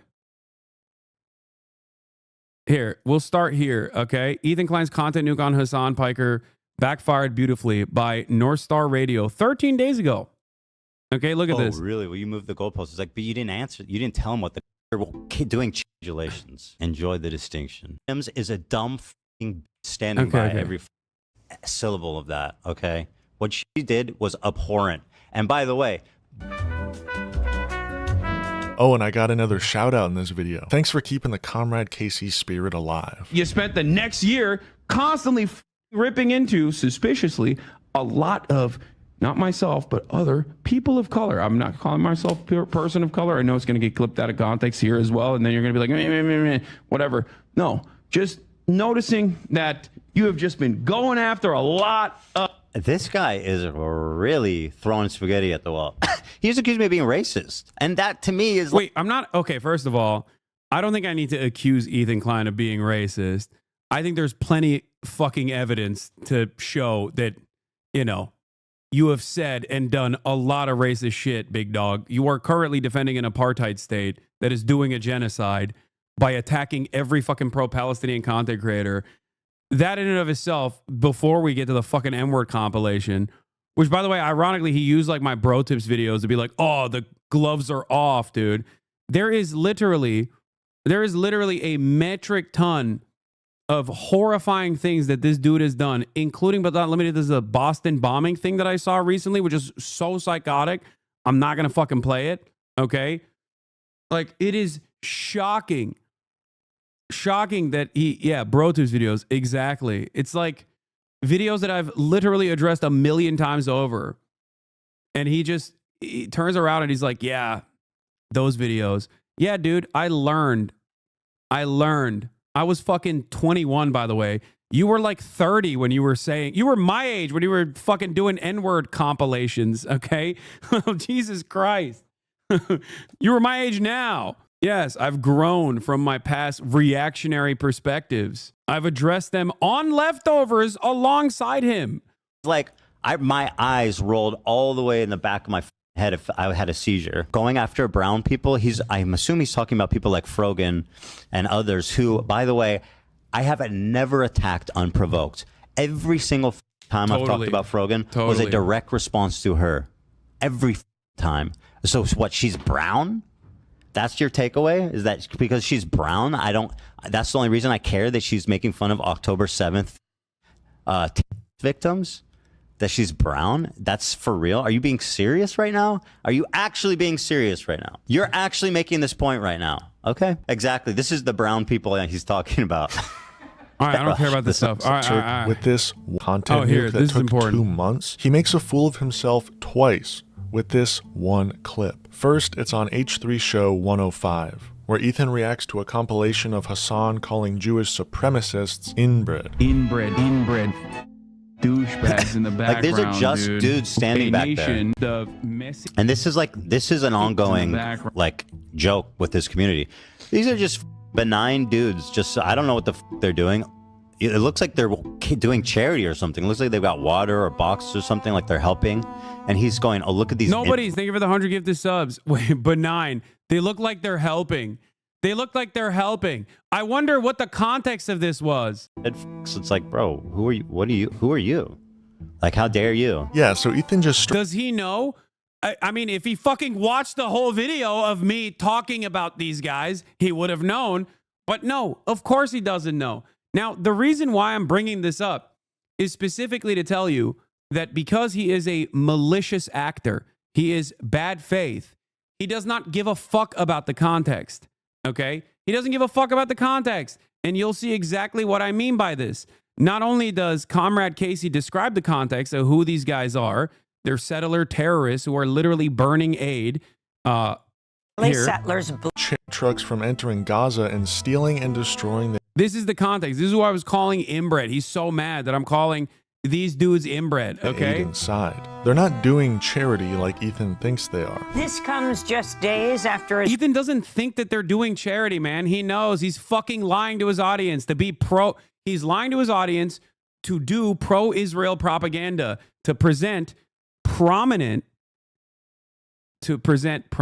pro-Palestinian voices as purely anti-Semitic, okay? And it's not a particularly sophisticated way to do this either. It's very dumb. That's what's so crazy about it, because as long as his audience doesn't seek out the truth, as long as his audience doesn't look for the context, or maybe they do look for the context, and then they go back to Ethan and say, hey, Ethan, why did you lie about this? I found the context of this. Maybe you didn't source your content, puke, that well, right? You'll get banned. That's it. Israeli settlers blocked aid trucks headed to Gaza through the occupied West Bank from Jordan. Footage of the incident shows settlers raiding the aid trucks, throwing food into the road and setting fire to vehicles at the Tarkumia checkpoint near Hebron in the occupied West Bank. Palestinian truck drivers say they fear for their lives after the attack. We went to the checkpoint, and after the check, we were surprised to see settlers on the roundabout of the checkpoint. They damaged the cars, they tore the tires off the truck. Anyway, this stuff is providing additional context, but here... But once again takes it out of context and makes himself look like a fool all over again. And at a certain point, people are going to be like, you're using these sorts of clips out of context?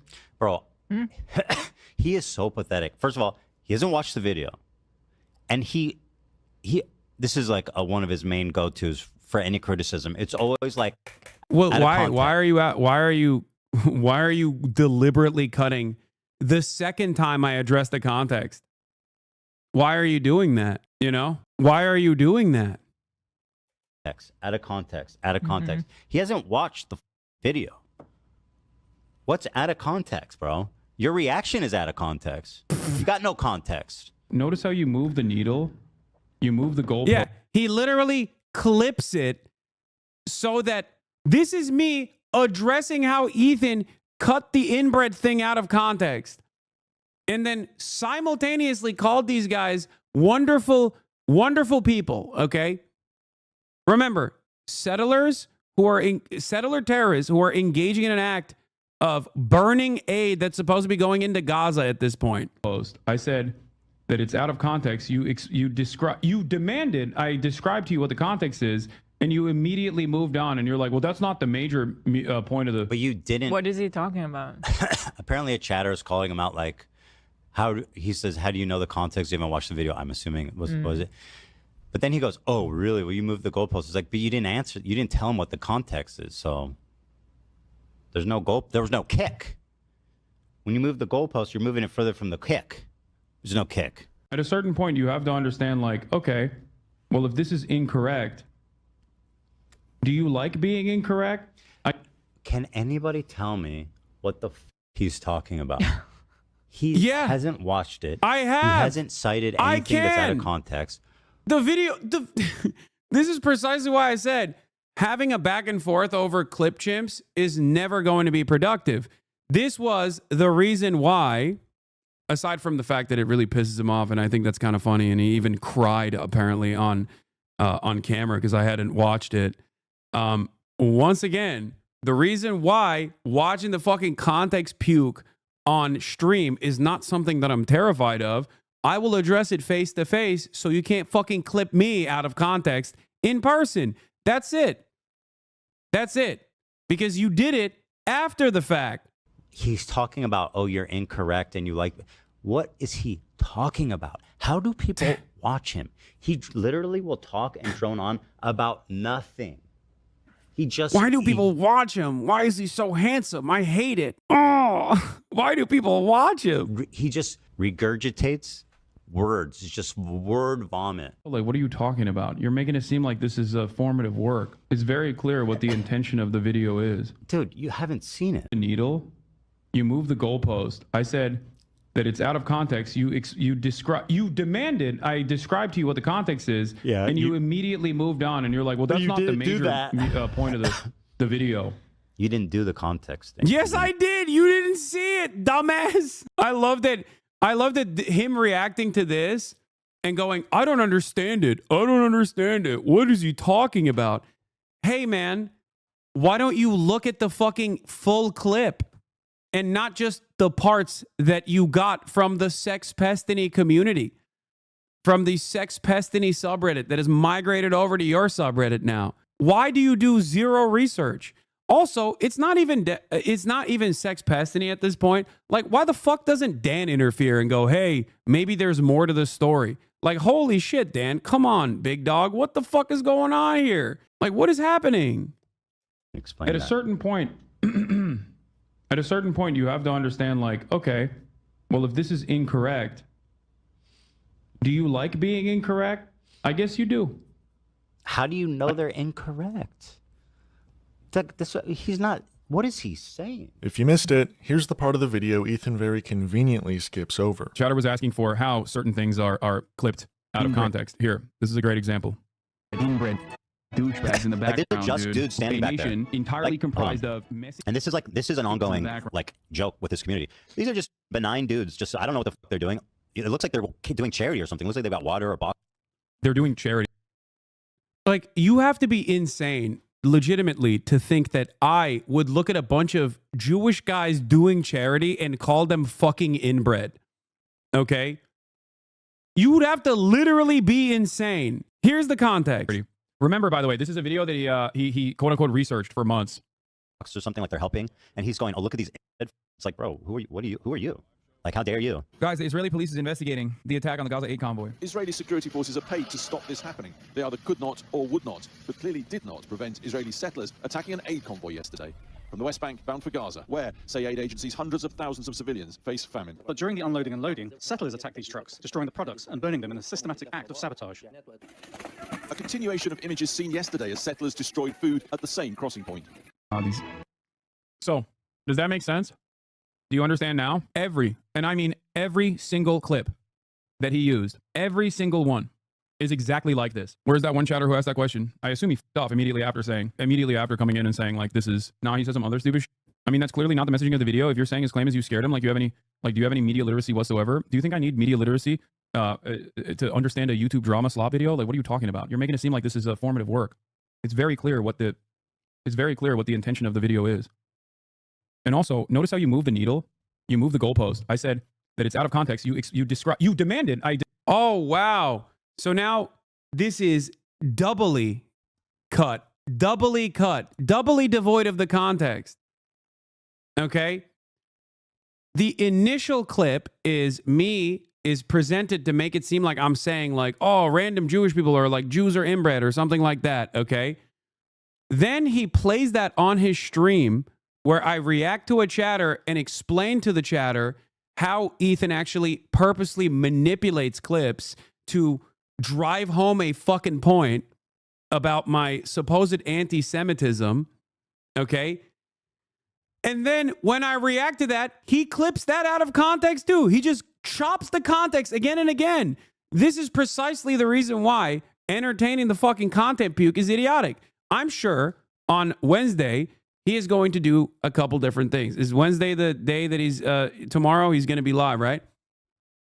He'll lie about a bunch of shit.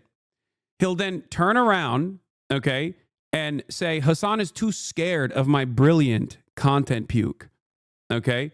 He'll say, Hasan is terrified of my content puke, my intellectual prowess.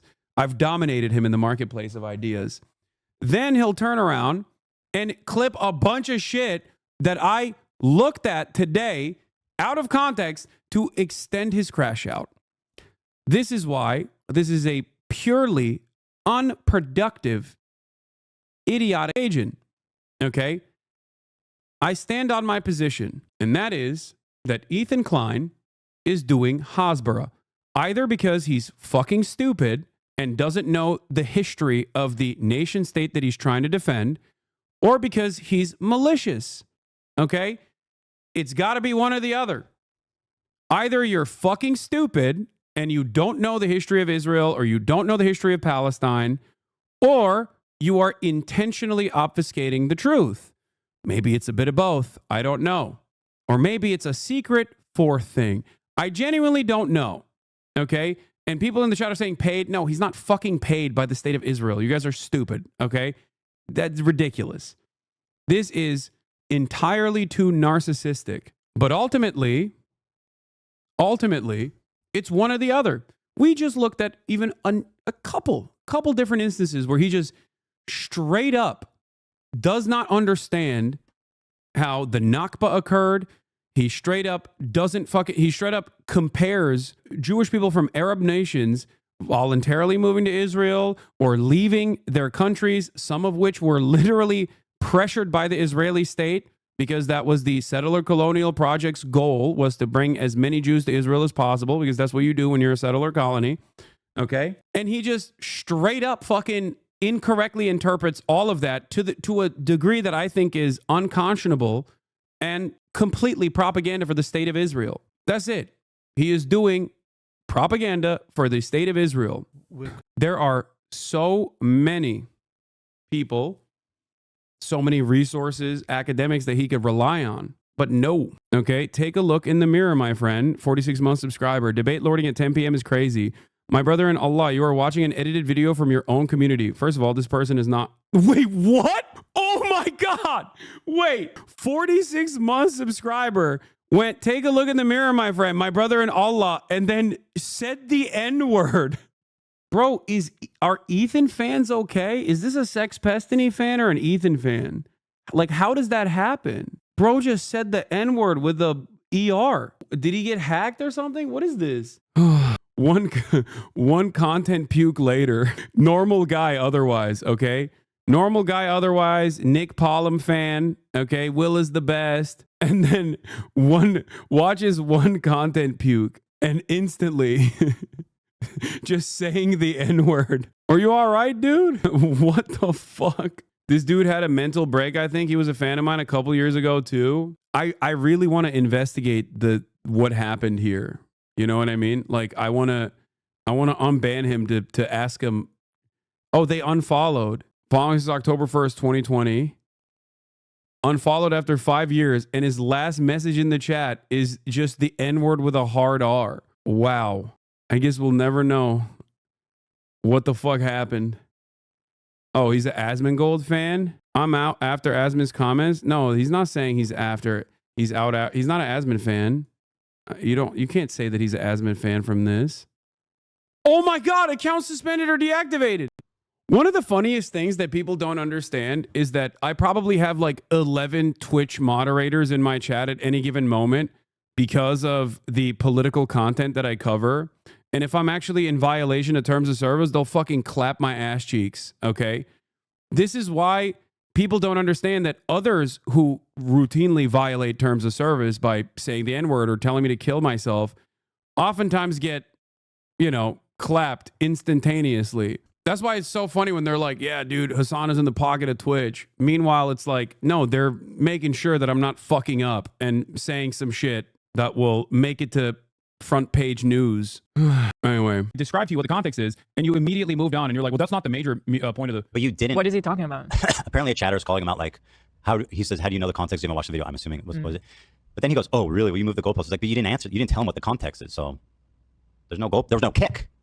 When you move the goalpost, you're moving it further from the kick. There's no kick.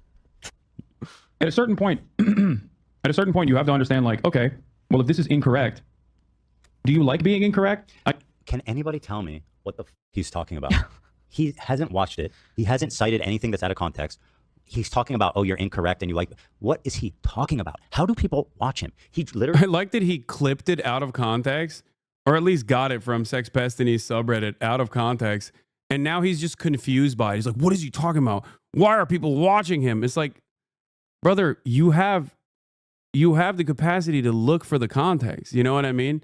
You have a whole team of producers and shit over there. Like, you could just be like, hey, Dan, can you pull up the stream from when Hasan said this? It's so perfect that they noticed something seemed missing from the clip. He felt something was off. Literally will talk and drone on about nothing. I mean, how can you be so confident in your hallucinations that you make such a foolish error? I guess when your very progressive audience gets replaced with Destiny fans who flood your subreddit with clipped out of context footage, that's how it happens. Oh, but Ethan doesn't know Destiny. So that can't possibly be the case, even though this post and this post and this post and this post were either from the Destiny subreddit or from the H3 subreddit posted by someone active on the Destiny subreddit. I mean, just look at this chart from overlapping communities on Reddit. The blowback from the content nuke really started to materialize in H3 show 106. Anyway, I saw someone mentioning Bad Empanada. The crew compared you to Asmon and what? And dumbass says the moldy doesn't matter. It's all bullshit. I don't want to look at that. I don't want to see Dan saying some shit. You know, he's employed. Okay, it's gonna break my fucking brain. I don't want to see that. Okay, that's for me. That's a bridge too far. Okay, I don't want to hear it. I don't want to think about it. That's, you know, don't show that shit to me, please. Stop. Okay.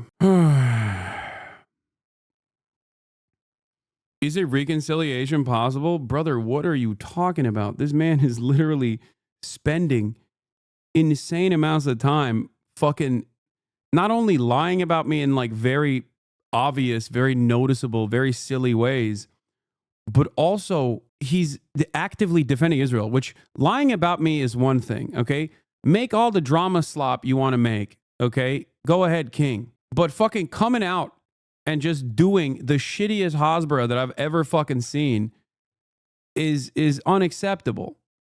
Sex criminal Destiny, whose community he used to source most of the disinformation featured in this video. Take, for example, this clip of the streamer Destiny. He was permanently banned for what he said here.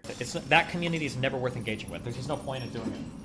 Like, it's too, the risk of me, like, ending up getting, like, permabanned and my life destroyed because of these, like, inbred fucking disgusting losers is, like, it's just not worth it. It's just totally not worth it. And okay, you know, fair enough. If you're going to be consistent with the enforcement, then, you know. Yeah. Please, Twitch, ban Hasan.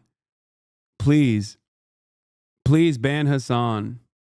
They don't even care. They're just making up lies about, they don't even care if they're making up lies about you. Cry more. Who cares about the lies against you, lol? You're confused by everything. You're slow. All I hear is crying. Nobody's terrified of you, homie Lamau. Nobody cares. That's what. Cry more. Who cares about lies against you? Dude. Brother, please. I need you to understand something, okay? It's not even about me, okay? If you feel this way about anybody, you gotta check your priorities, dude. That's crazy. What do you mean? Who cares?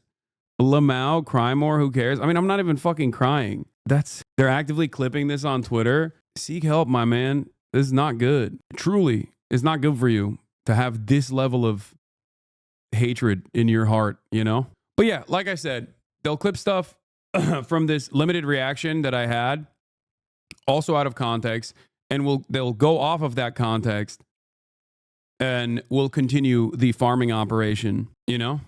But you have to address the Biba situation. Hila literally said they hate you. I know. It's weird. I don't know why. Oh my God, watch the video. You watched some of the video. Oh my God, cry more, baby. Yes, I'm crying. I'm crying really hard. It has truly destroyed me. Hearing Ethan clip shit out of context and then complain over it over and over again with spooky music. Like, oh, he keeps saying Jews are inbred over and over again. Hasan, you should put a clock on how long you've been live. Someone on screen so these clips become obviously clipped. It doesn't matter. It's also funny because then they're just like, we'll say some racist ass shit. You laugh at dead babies, lol. You have hatred for dead babies. What? When I met Ethan Klein, he was surprisingly rude. Hasan is oddly hot in a way that shouldn't make sense, but absolutely does. He's got that rugged, slightly unkempt look. Why do they need to make sure you don't say some shit that makes it to front page news if you're the one who isn't racist? My sister unalived herself because of you. You laugh at dead babies, lol. Are you okay? At least this one got banned before he dropped the hard R. God damn, dude. People are fucking really coming out of the woodworks today, huh? Let's have a friendly place, a safe environment. It's calling a minority group inbred, which results in a permanent ban. Okay. Has anyone else done that? Yes, Ethan, you. After following around Hasidic Jews and secretly recording them. The Jewy Jew, not just this Jew like, you know, me or Hila, but this is home of the super Jew. The Jew, the dirty, grimy, jacket-wearing Jews. Real dirty ass.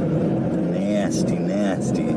You went on to say that they are inbred because nobody else could want to reproduce with them on account of how filthy they are. Yeah, Ashkenazi Jews were all inbred. To be honest, they're like stinky suit wearing, like, bro, you have to be You have to be very generous to fuck a Hasidic Jew. They wear the suits, they got the hats, they don't shower nearly enough, they rock the black suit. They stink, bro. Ethan's supposed outrage over anti-Semitism is clearly fake.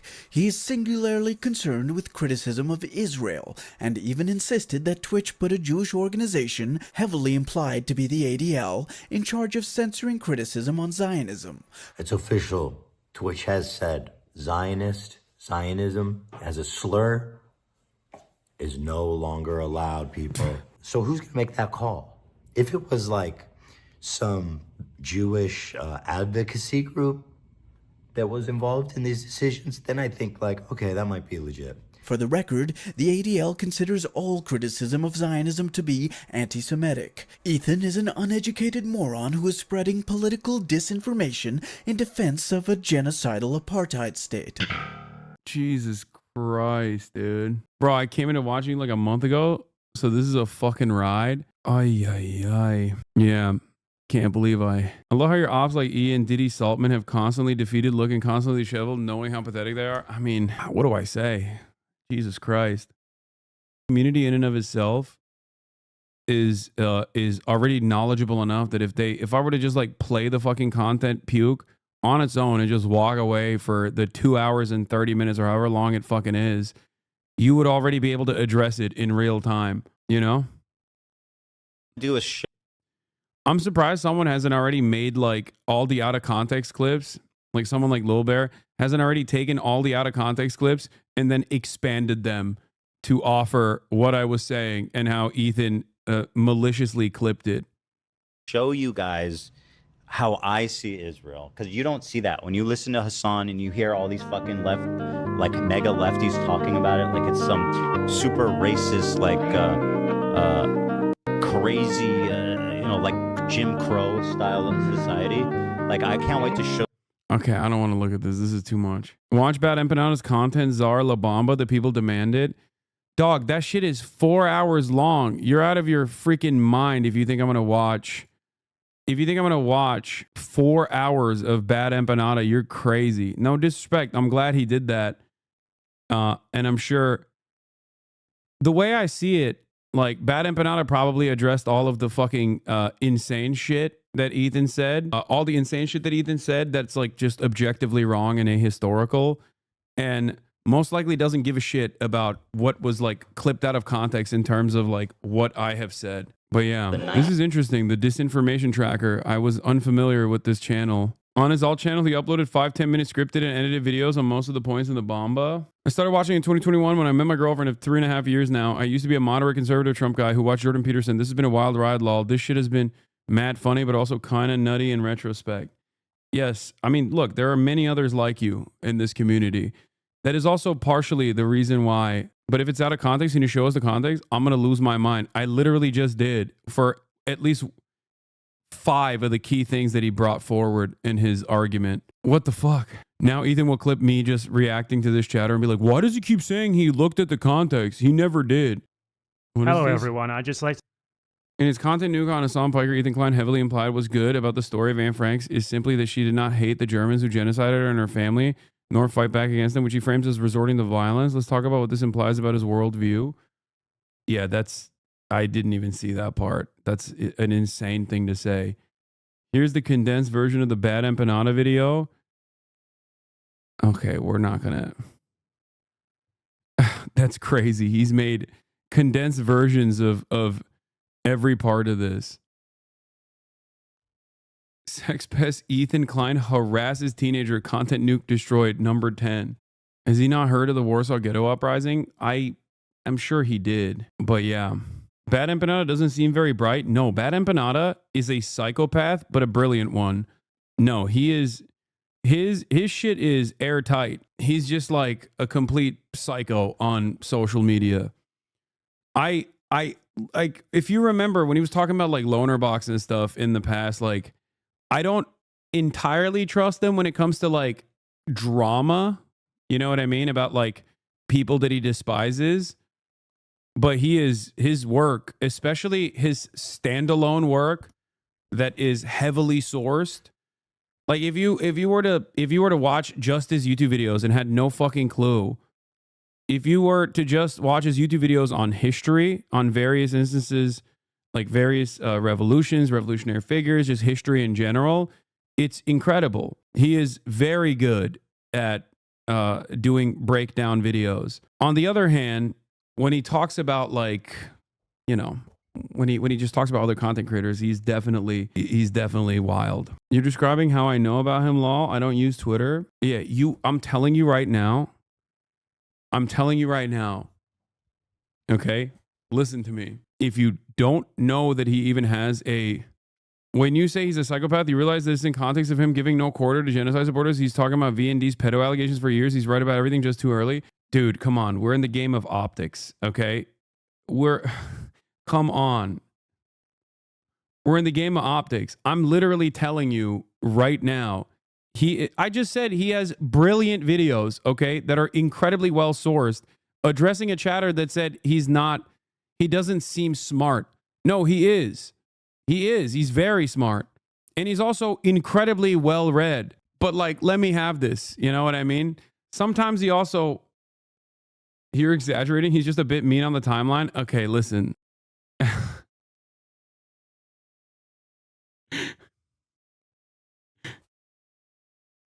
He's very smart.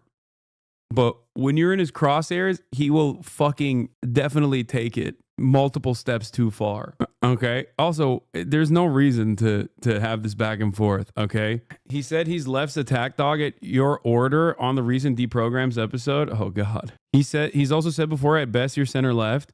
I like that. He's right. It's people like him that make me look tame in comparison.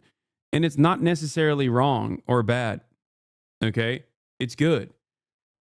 Because in terms of my advocacy, regardless of my worldview, okay, regardless of what I think is best for the future of mankind, my advocacy is so tame, with certain exceptions. My advocacy is basic social democracy with like anti-imperialism. That's it. Like, I'm a no-war social democrat if you just listen to what I have to say. That is what I believe is the best way forward in the interim. So when people fucking yell at me and present me as some like rabid fucking, you know, Maoist third worldist or whatever, I always find it really funny.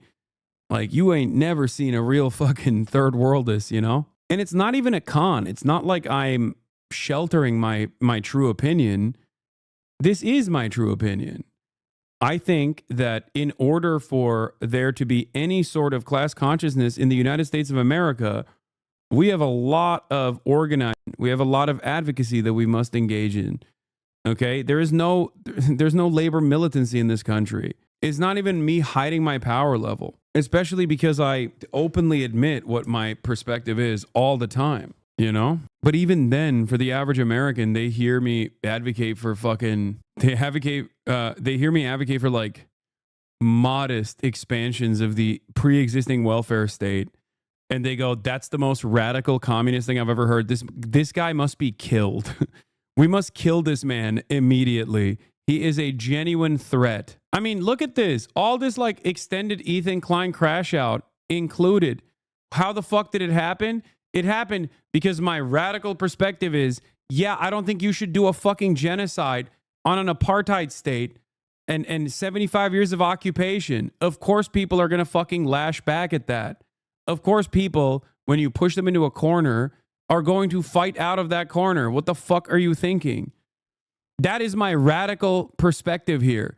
That has led people into trying to scour the internet with a fine-tooth comb to find like any and everything I must have said.